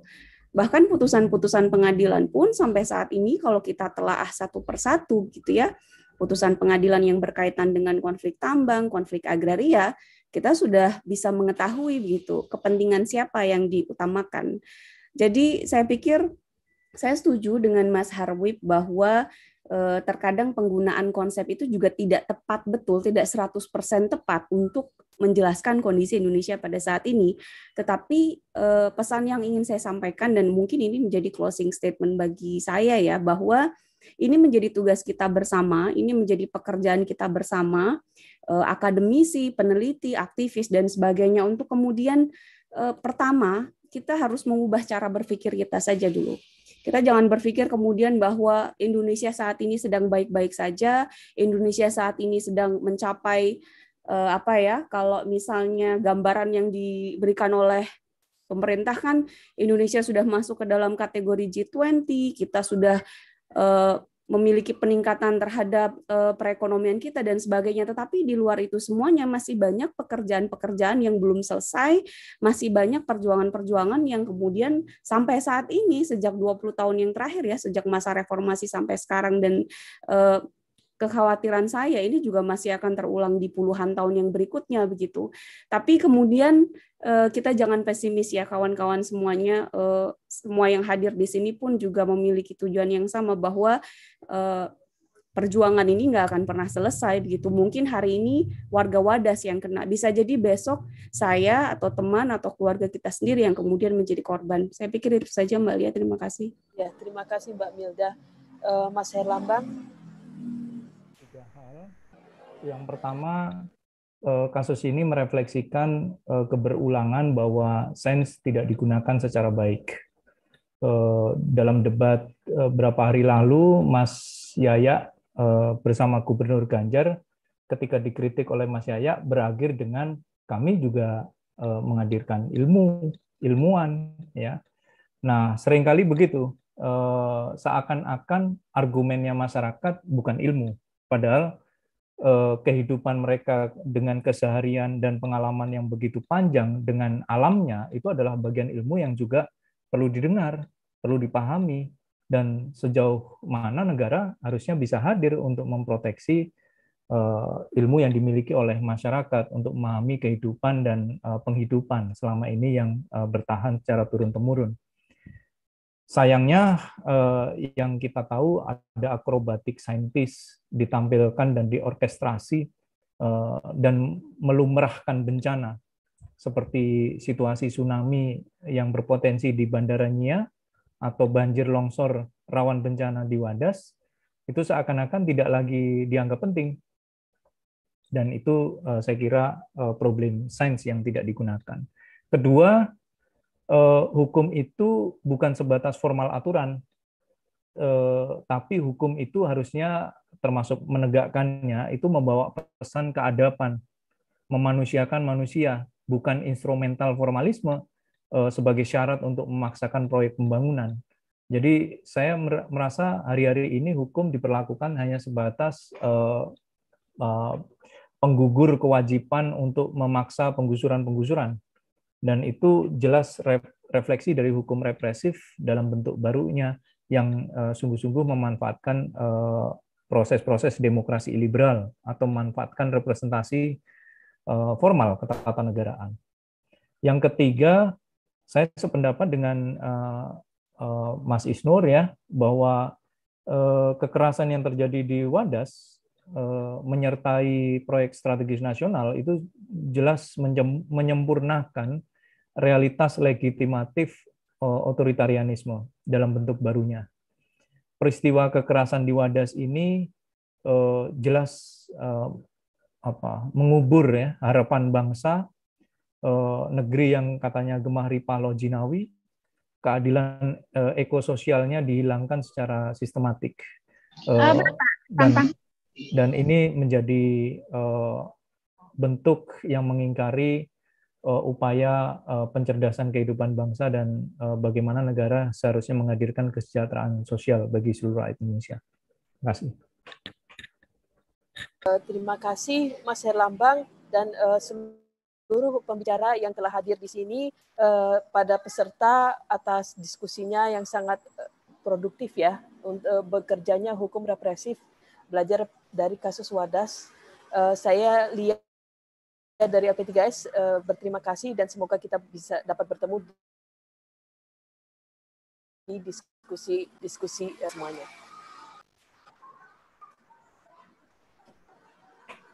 Terima kasih Mbak Lia. Terima kasih Mbak Lia. Terima kasih Mbak Lilis, Mas Herlambang, Mas Isu.